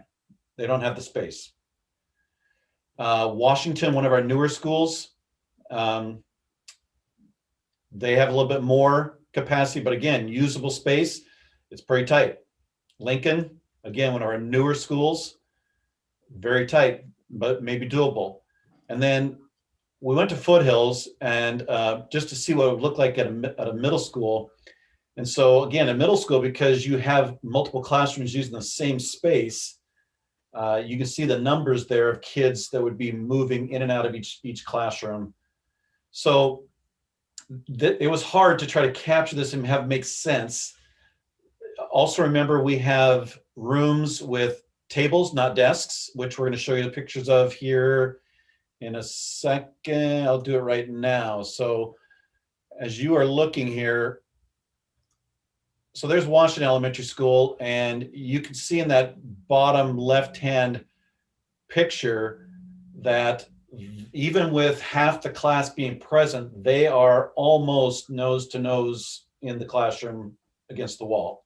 Now, the setup here, just so you understand, is an AM students, for example, would sit in the left desk, the PM kids would sit in the right desk. So right now you can have those two desks together because the kids are not there at the same time. But if we were to go to full instruction, we would have to separate those desks out 6 feet apart. And then you can kind of see the corner of this desk or this bookcase in the top picture, you know, that would have to be taken out of there. So we didn't show a picture of it here, but Washington literally has their hallways lined with bookshelves. So does Lincoln. Even though we purchased and are renting a storage container for every building that needed it to store stuff, we still have stuff stored in hallways. So Washington has some unique needs with their communication room and special needs kids. Just, you know, keeping social distancing is going to be a struggle in that scenario. Sunny Slope, again, you can see kind of the setup of the classroom. Pretty much everybody's doing the same thing with AM kids sitting on one side and PM kids sitting on the other. Foothills by design is kind of a funky building with the space, bottom right-hand corner there, Toby. That's, I don't even know what you call that shape of his classroom. It's really strange. But again, you can see kind of the configuration. You can see in the top one how they tried to use desks and tables to maximize space to get kids 6 feet apart. And Wenatchee High School, they, because of instructional practices and knowing that you want to kind of group kids together, moved away from desks, and they are almost entirely tables. So, oh no. No. You know, the table's only 4 feet apart. You couldn't put two kids at a table.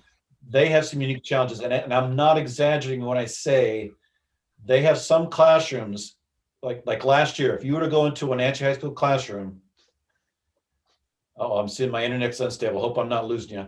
We can still hear you. If you were to go to Wenatchee High School, okay, we can go to Wenatchee High School classroom. Kids are literally sitting desk to desk in a classroom of 30 kids. You just could not do that this year.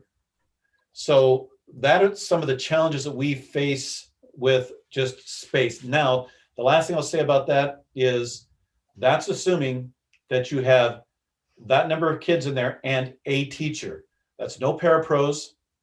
That's no kids pushing or no staff pushing in to help special needs, migrant and bilingual kids. None of that is included in those numbers. So if you're going to add those additional staff, you have to pull some kids out of the classroom to do that. So that's all I've got. Thank you, Diana, Mark. did you want to say anything? Yeah, no, I just wanted to point out too that we took laser levels or laser measuring in each one of the classrooms that we visited to make sure that we got accurate readings on what those sizes were. So that was really important to us in going through this process.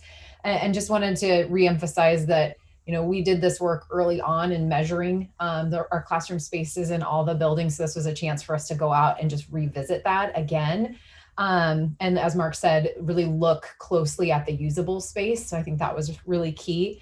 Also wanted to just emphasize too, I took the photos that were presented today and I stood in the corners to give really good perspective of the full space in the classroom. And we intentionally visited classes that were kind of the standard size or the most frequent size that you would see in a building like Columbia, and then maybe some more unusual spaces in some of the buildings just to get some different perspectives on how classrooms would be split up too. And then the desks, I think if you click back a few slides to Columbia, it really does show what it looks like. There it is. So in the lower left-hand corner, you can see the classroom setup, and then the image in the middle, you can see what that would look like with a 6-foot distance between those two desks. So just wanted to point those things out in some of those images, but using of accurate measurement tools and taking our time with that, I think was really important to make sure we had correct and accurate readings that weren't just the square footage of the room that you would see on, you know, blueprints or specs, building specs, but we really focused more on that usable space given some of the built-ins that were in the buildings. Like in this picture with Cy, you can see the sink and the counter that extends and is built into the wall about 2 feet out. So we took our time doing that today. Very good. Thank you. Quick question on this part. What was the enrollment data that we're using? That's current COVID enrollment current COVID. data? Yeah, February 1st enrollment. So these are our kids, not the WI kids. This is just what we would currently have. If others came back to us from private or other institutions, that would increase that number. So some of the questions, Mike, if you would go to that communication slide. And again, thank you for jumping in there. What an odd situation with our internet. So questions around, what's the communication with our health district and with our teachers association. It is on both fronts. It is on a regular weekly basis. I meet with medical professionals all the time, superintendents from around the region, from Chelan, Douglas, Grant, Okanagan, and beyond, and asking Dr. Butler, other epidemiologists, our new health official, Luke Davies, and the Grant County and others who are there to ask and answer questions as well. So it's not just the Chelan Douglas County individuals. There's countless others on these meetings around asking, trying to push where are the best places, 6 feet, for them.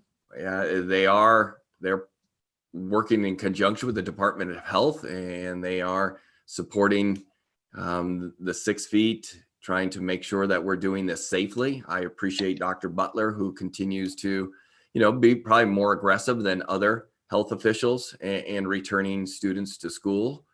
So I appreciate that work that he's done in collaboration with all the superintendents.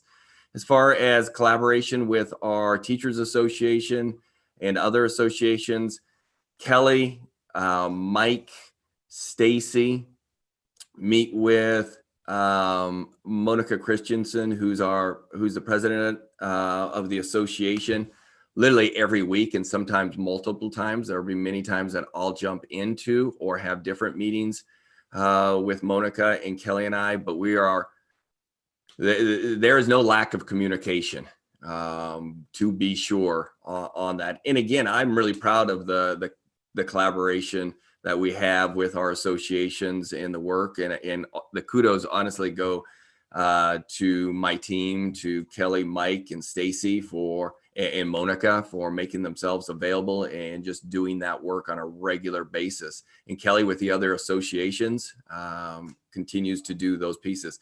And members are on our reopening committee as well.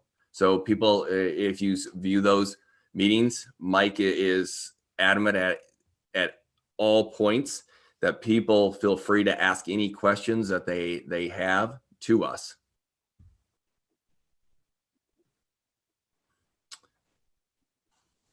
So one of the questions was around our Latino community. Again, we can always keep getting better, but I think where we've been at has been a significant increase in communication with our Latino community and around the safety. If I'm ever on the radio, you will always hear me say, and I'll quote Dr. Butler as he believes, our schools are safe. We've proven they're safe as long as we continue to follow our mitigating practices.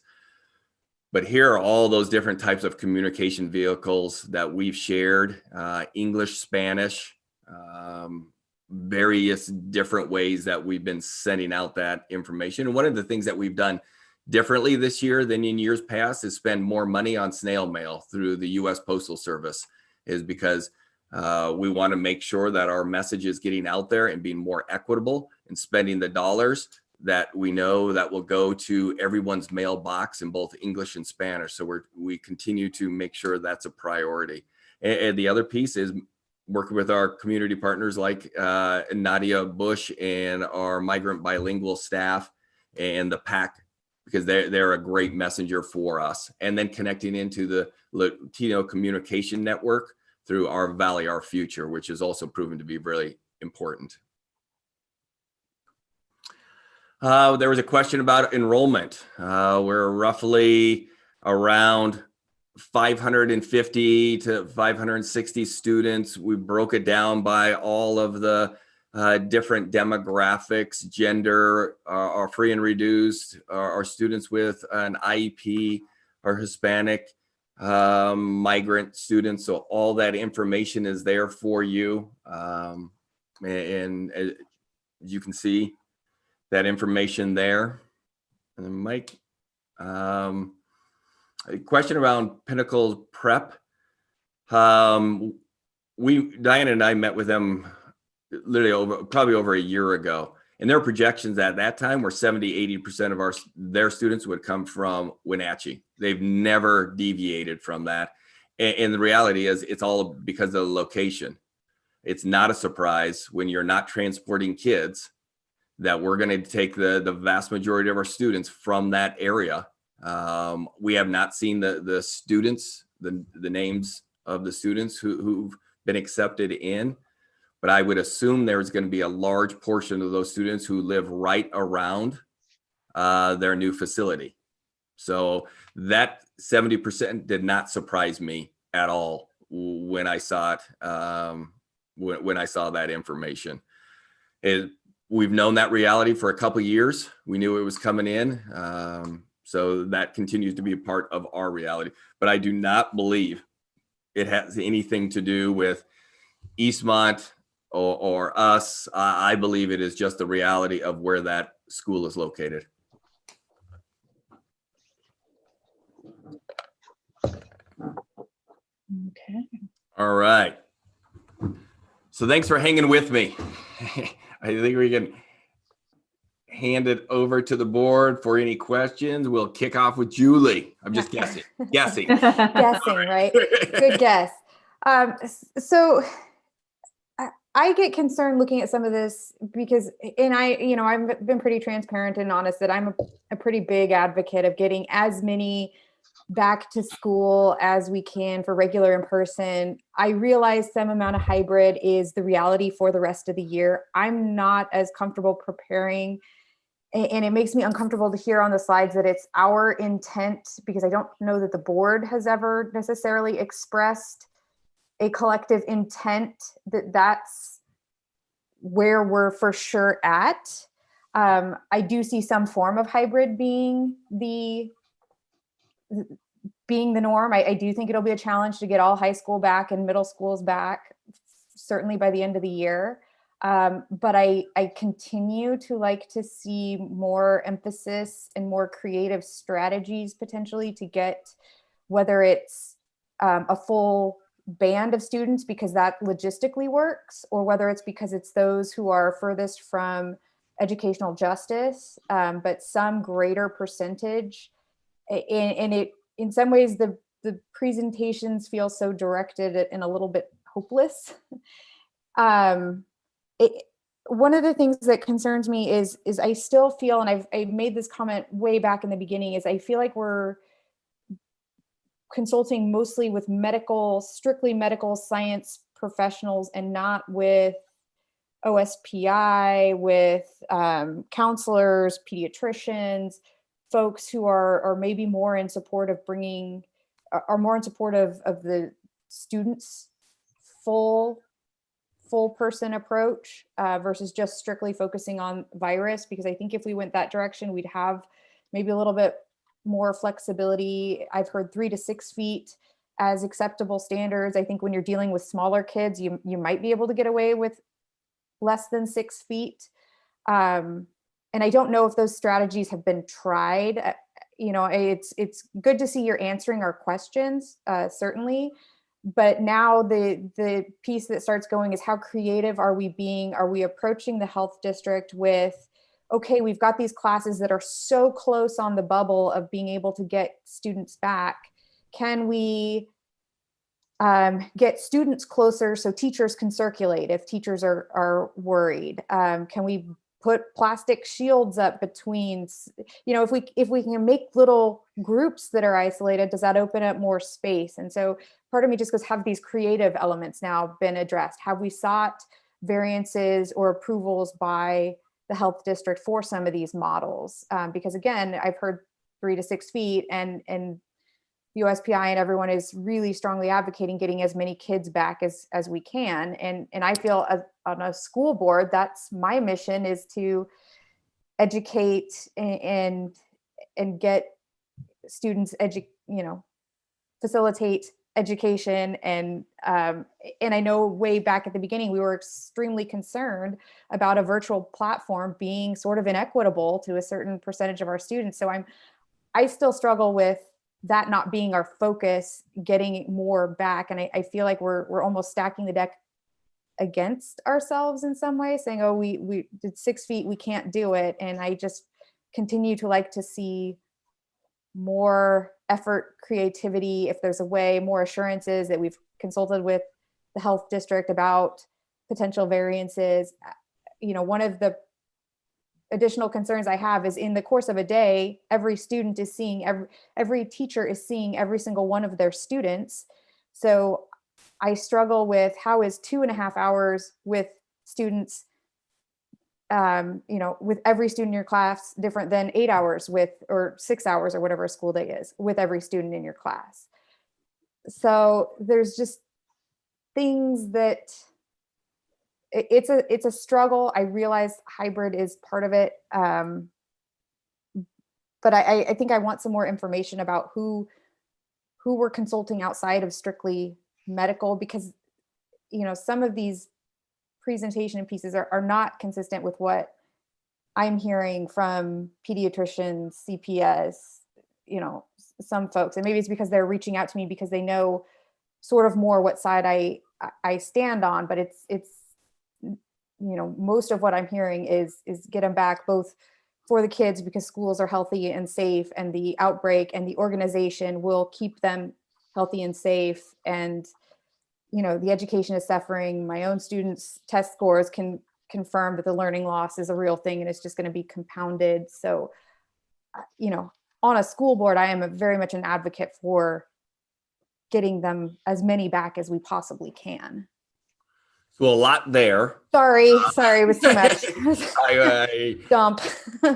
So just one of the logistical pieces that maybe crushes some hope, but it really is just trying to be dead honest.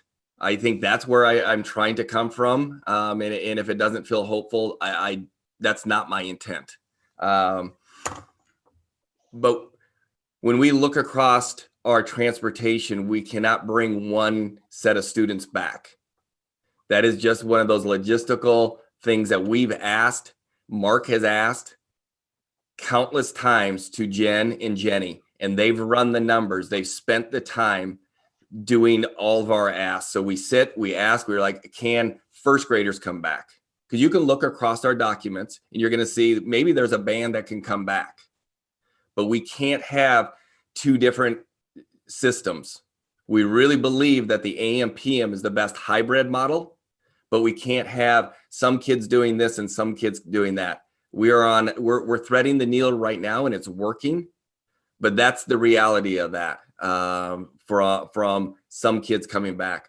For additional students getting more time in our classroom, you got to remember our teachers are teaching 2 sets of classes right now. So I don't know who would teach the additional students, and because they would be getting the same material that they had in the morning. if that makes sense. So I want to offer more opportunities. We'll use the educational justice or those who are furthest behind.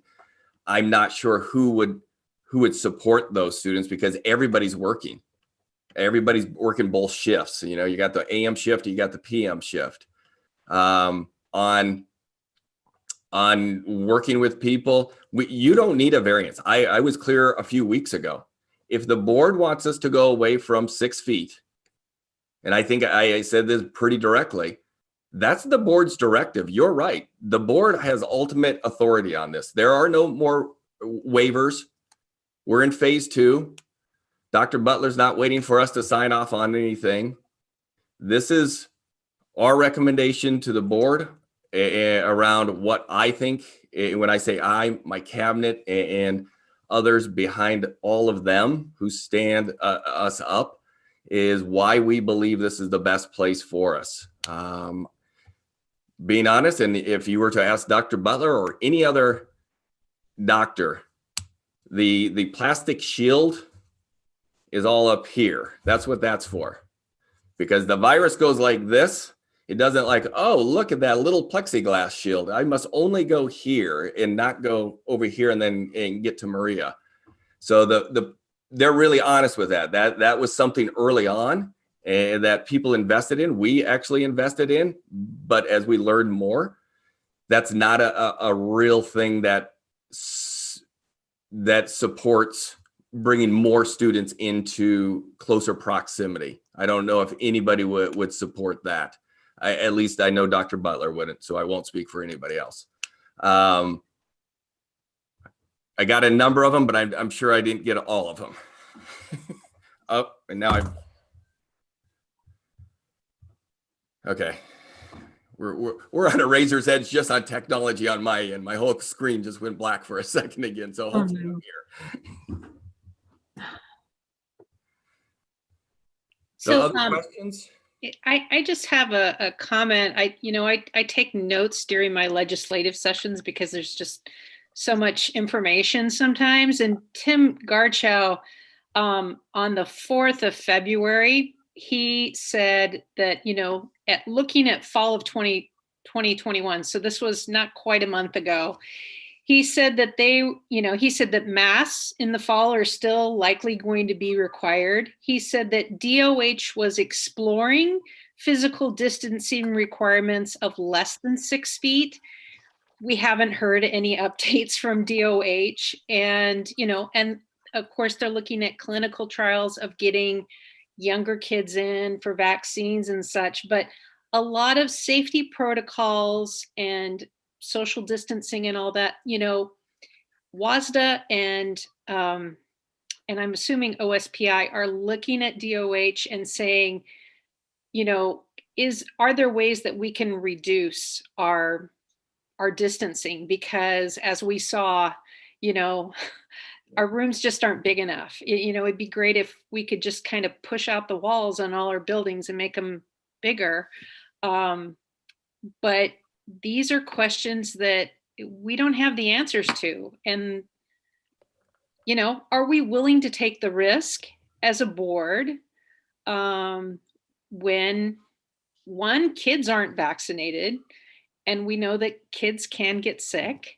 I think we heard from Monica. She read some stories about teachers. We know that there's a teacher who has a child who has had medical sequela following a COVID infection. I don't think we want that for any of our staff or our students or ourselves. So I think, Julie, I appreciate that you are saying we need to be more creative, but we've got these parameters. And I think by asking DOH to say, can we make it less than 6 feet? Because we want to do it safely, right? We don't want to screw it up. We don't want to try something. This is my opinion. I don't want to try 3 feet or 4 feet, and then we have a bunch of cases, and then we have to quarantine and go back to 6 feet. I would like someone else to say, yes, 4 feet is safe, especially if you have a certain amount of your staff vaccinated, and I don't know. And I know there's no promises, but I think we really have to consider, we are the gatekeepers of trying to have safe environments for learning. And that's my standpoint. I want to be sure that our staff are safe and our students are safe. And I agree, if we can be creative, great, but I'm not, when you say creative, what does that mean, Julie? Help me understand what you would like to see done differently so we can get more kids back for more hours of the day. What do you think that looks like? I'm just being honest. No, I mean, I would love to hear 100%. that. I don't necessarily know, because I'm not necessarily an educator, but I've seen our restaurants be creative, putting up tents. I mean, we're going to get to the spring. Do we have, yeah, I know wind, rain, weather, things are going to be an issue. I don't even know that we know how much of our staff wants to be vaccinated. So to hold out for that kind of, I agree they should have the opportunity, but to hold out until every single one of them, I mean, if we know that most of them aren't going to get it, then why are we holding out? But no, the things like I suggested, creativity in terms of desk alignment, putting more students together. Hey, the paper release of parents who say, I will put my 3 kids in a pod with 3 other kids, because we all know they're going to play sports now. They're going on the things that the teachers talked about they were concerned about, because you can only keep folks bottled up for so long. So part of me is realizing that there's these exposures and these close knit activities occurring anyway. And with sports opening up more prevalently, there's going to be even more. So I start going, well, if it's okay to play, close contact soccer or sports, why is it not okay? And so is that something where we need to get information from the health district about why that's okay in this forum, but not in this, students sitting at their desk? Is there additional masking we can do? Like I said, most of the creativity comes from are there spaces in buildings that are underutilized? I know we've put storage out there. And again, I think this is focused mostly, probably on the elementary sides, because they're smaller populations that we're dealing with. But I don't know necessarily, I don't have all the answers of what creativity means, but it does just mean if social distancing is the biggest impediment, have we looked at alternative options? Are there outdoor options? Are there portable options? Heck, can we use some of these storage sheds? Can we put up tents? Can we, I asked before about interlocal partnerships. I realize transportation in those kind of areas are issues. I know there's a lot of logistics. I understand that. A lot of what I want to do is just be reassured before we start putting out there, this is our path for the end of the year, that we have explored some of these. And like I said, part of my concern is that I realize this is a medical issue, but I think I'm concerned we're focusing, and I have been for a while, that we're focusing so much on the virus that we've neglected a lot of the social emotional health of the students. It is better now that we're back in hybrid, but I spent a weekend talking to special ed teachers about how they want more access to the student, how suicide attempts across the board are up, how CPS is getting called all the time, how, when this all started, we were concerned because school was the safe place for a vast majority of, maybe not a vast majority, but for a lot of our students. And so I feel in some ways like our focus has shifted, and we're talking about safety from a virus standpoint, which I don't profess to be any kind of, I'm not a medical doctor. I am not, I did not take an oath to do anything with anybody's health or safety, but I'm on a school board. So what my duty feels like is I want to educate students, and I want to make a safe place for students. But I can't profess that I can be an assurer of that they won't get a cold when they come to school. So I don't know. I don't know what creativity looks like. I just want to be reassured that we have done everything we possibly can to get as many as we can. I'm not, like I said, I'm not saying everybody. It seemed plausible if transportation was an issue, we could get elementary students back because I know they ride the bus only, if we took away that 4 trips a day, we don't have to worry about who's teaching what in the morning or afternoon because they can teach through the day. I don't have all the answers. I just want to make sure that we're exploring it. I know that every idea I bring back to cabinet, we bring back to principals, we have rigorous conversations, and at times my cabinet gets tired of me because I'm with you, Julie. I wish there were some more consistency amongst these large medical organizations, but there's not right now. And we're under the Department of Health, for the Washington State Department of Health. That is kind of that's the player, and they're talking about those pieces. They're really looking into, is it 3? Is it 6? I wish somebody would study the 5 million students who are back full time and really understand what is that like, what's happening there. But we consistently look, understand, try to make sure that we're bringing our students back in the safest environment possible, while still there's huge unknowns still out there. Other board members? Yeah, I just want to say that thank you for putting together this presentation, and thank you for Mark and Diana, who went out and physically, set up the classrooms, because, having worked in a conference center before, I recognize that that's important to do. That the floor plan doesn't tell you what the true reality of something is. So thanks for doing that. This report is refreshing in that it provides us with specific data and information that we can use to factor into our decision making. And I really appreciate that data. So, and I'm looking at you said your Charlie Brown tree has just a couple of branches, and I'm just wondering if maybe there's an opportunity to add a couple of more branches to it. It's not quite to the level of creativity that I think Julie is asking for, but what about, adding in there if that there's a change, for one thing, in the DOH guidelines regarding the 6-foot rule. Seems like that ought to be on the list because it would be part of our decision-making process. Also, I just want to say that I'm not sure where you got the 209 number in 14 days, because the Wenatchee World is reporting 175.7 cases for Chelan and Douglas counties. I just went on to literally on the website today and looked in at the it. last 4, well, numbers get refreshed. We're moving in the right direction, so that's all great. That's the good news. Great news. I do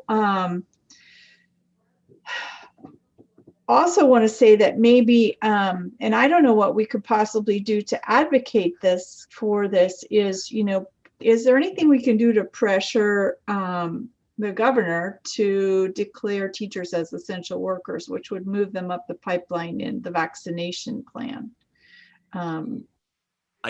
Maybe I said this last time, but I didn't. Maybe I didn't. My brief conversation with the governor, I pushed hard. Dr. Butler was there.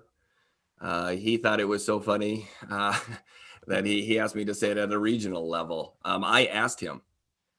I specifically asked and requested that even if you don't move us up further up into the 1As and 1Bs, at least give our educators the opportunity to get the shots over at the Town Toyota Center for those who did not show up for their vaccination. And we got a call, Kelly got a call. Okay, you have 90 slots, go over there. She was able to send 4 people because that's all we had left who fit the 1A and 1B. Right. So I appreciate that you did that, Paul, but maybe there's a more organized and concerted voice that we can use to keep, pounding the drum, to say, come on, we need to safely open schools. This is an impediment. I totally agree. Help us out here. I thought it was a a nice compromise that would really move through a number of educators, and the way the health office created it was also, I thought, creative, where they were actually giving opportunities to all the school districts. Each school district had their own day, and whatever that extra was, that's what we were going to move forward to. And I followed up in writing to his educational advocate, and roundly turned down there too. So, but I totally about potentially leveraging WSD. You know, that's a loud voice of, you know, every school district in the state. Can we work that angle? Can we, you know, talk to Tim Garchow or whomever he might designate on his staff to have that conversation? I know Chris Reichdahl has been advocating for a long time on this with the governor, and he gets a lot more face time than anybody else outside the education. So yeah, I think it's a great idea. I do, you know, in my conversations with Monica and others, the opportunity to be offered the vaccine is really important. It really is important for our educators and our staff members. Not all are 25-year-old mountain climbers. We have a wide variety of ages and health complications. We have from 21-year-olds to people who are 65. And it's a staff that includes our custodians, nutritional services, all of those people. I think they're really scared. How meaningful it was for me to have Monica, and I hope you're still listening, on this meeting tonight, telling us what the situation is. Even if, you know, there were some individual teachers, but even if there weren't individual teachers here telling their stories, Monica's voice, bringing them forward matters. I've missed that. Thank you for being here, Monica. Please come back again. It's important that we hear those voices in whatever manner is available to them to bring that forward to us. And so I do want to advocate for teachers becoming a higher priority for the state and being essential workers and getting those vaccinations if we can. If we can help, then we should do it. Other board members? So maybe that's something we can bring to our planning meetings prior to the week at the Hill. I know we don't have legislation regarding that, but I know we do have legislators supporting essential workers getting COVID and classifying teachers as an essential worker. You know, I think if we reach out to our legislators, if everybody reached out to their legislators and said, hey, we really want our teachers vaccinated, and kind of pushed with all these, you know, 70-plus-year-olds right now because we got to reopen our schools and stuff, then, you know, I mean, it doesn't have to be just on legislation. I mean, we can be a force, but everybody has to do it. You know, us just reaching out to our legislators is not going to be the solution, but other states have it, but our state doesn't have that as a priority right now. So, but it doesn't mean we can't push for it. Yeah. And then if teachers choose not to, you know, then it's their choice. Absolutely. Yeah. Yeah. I want to say, you know, this was a good presentation, and I'm looking forward to the board work session that we have scheduled for next week. That will get more into the details of the direction, you know, in regards to addressing the needs of our students. In regards to the questions about the Latinx community, is there a misconception that is going around, a miscommunication? I guess am I missing something, or is it just general information that's going out? I was just answering a question, so it would be Julie or somebody else. There was, I think, so we were just answering from our perspective how we're answering that, but I'm not. you know, from my perspective, I'm pretty heavily involved in different organizations within the community and within, you know, my own Latino community. And I haven't heard anything through the grapevine. So that's why I'm like, well, you know, if anything, I think we need to be encouraging parents to empower them by giving them the tools or guiding them as to come onto our board meetings and have them speak about their experiences, so we can get those, you know, directly from them. Another concern about, you know, we talk about having, you know, our teachers, you know, the risks our teachers would face having so many kids ones in the buildings, but also, you know, sticking to the Latinx community, a lot of our families are multi-generational households, a lot of them. You know, I know they exist within my own family, and so, you know, our population is you know, 50% Latino, and out of those, how many have those multi-generational households? So exposing a child and then having that risk of exposing grandpa that lives in the household, or uncle, aunt, you know, those are things that we also need to consider. It's that, you know, that's why I'm kind of trying to gauge, okay, is there miscommunication, there misrepresentation in regards to the information that our Latino community is hearing. But, you know, just kind of switching topics here, you know, just seeing those pictures of the desk within inches against the wall, from the wall or the projector screen, that in itself seems just, I mean, it seems daunting as a parent. You know, who's going to want their child to sit in front of a blank wall for 8 hours a day? You know, we're talking about social emotional health. I mean, I hope the district isn't thinking about, you know, doing that, but we're talking about social emotional health, and that picture was just kind of disturbing to see. Okay, if we were to do this is what it would look like. So, you know, like I said, I appreciate the presentation, and I'm looking forward to next week's presentation that will kind of give us a better idea of how the district is going to move forward.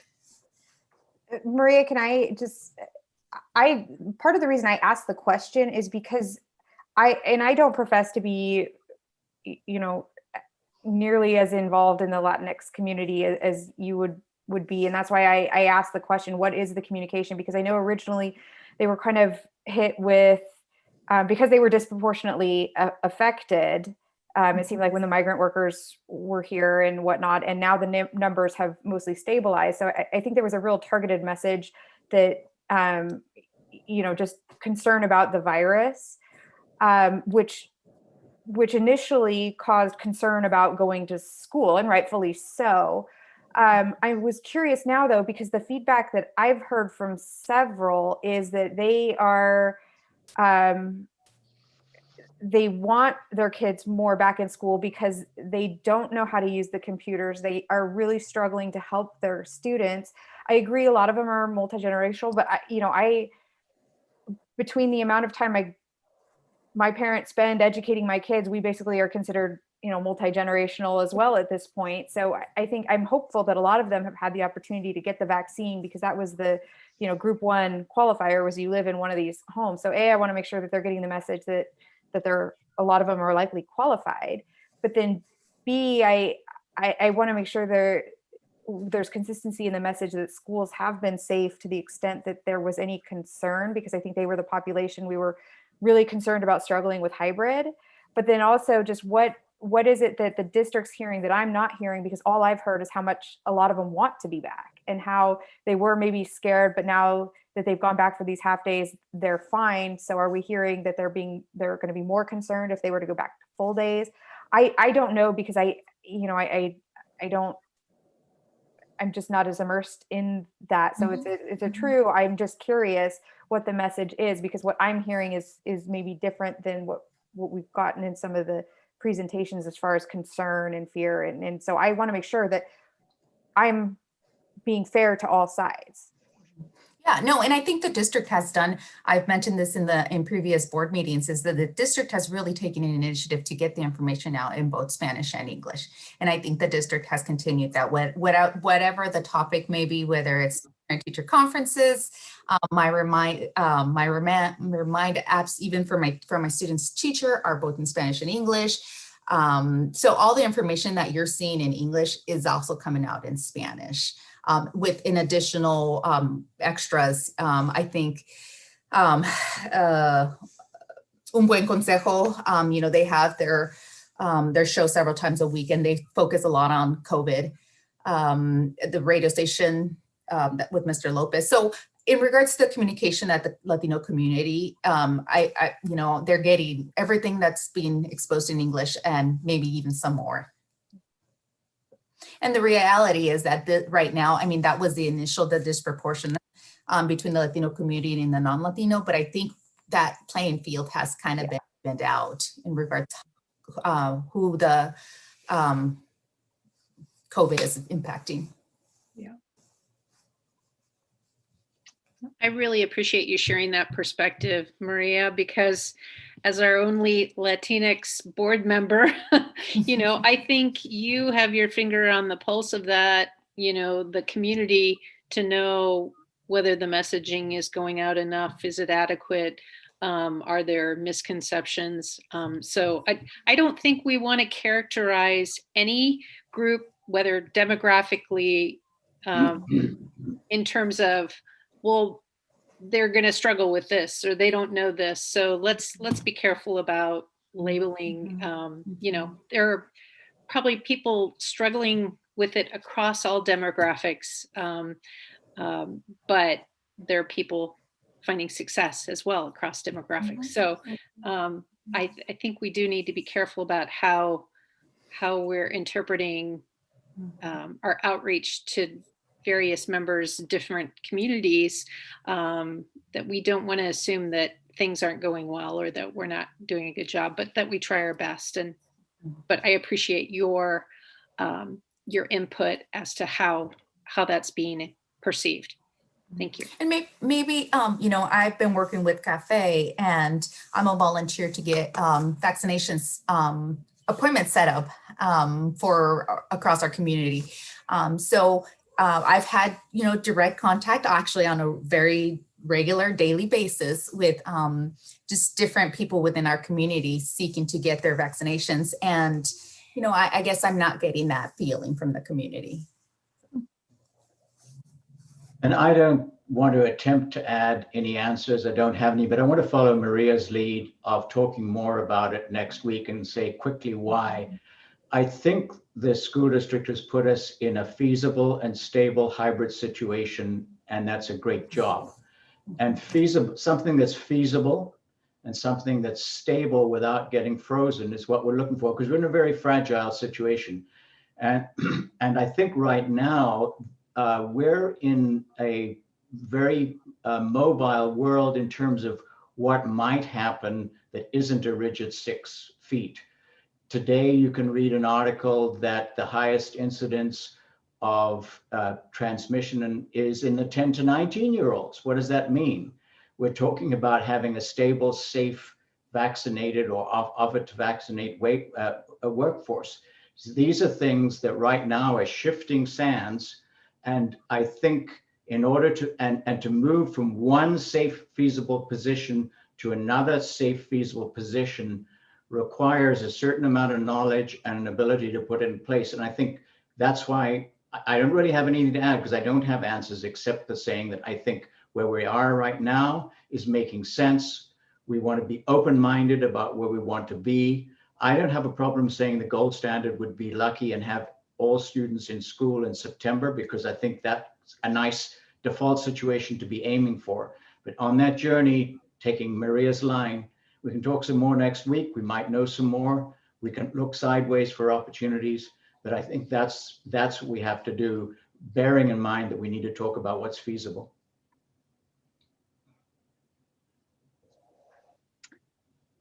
Okay, so I think we've adequately covered that section of the agenda. And we still have a ways to go tonight, board. The school board will now recess into executive session for a period of 60 minutes to evaluate the qualifications of an applicant for public employment or to review the performance of a staff member. Pursuant to district policy number 1410 and RCW 42.30.110, this discussion will be closed to the public. The school board is not expected to take final action following the executive session. So I would ask Ron that you would turn us off of live stream, or whomever is in charge of that, while we move into executive session. Kim, you took away the host capabilities, so you're gonna have to stop the live stream. And you want to give host to Paul so he has controls for his executive session, please. And then board, could we take, like we did last time, a quick 5-minute break? Yes, please. I was just Yeah. gonna suggest that.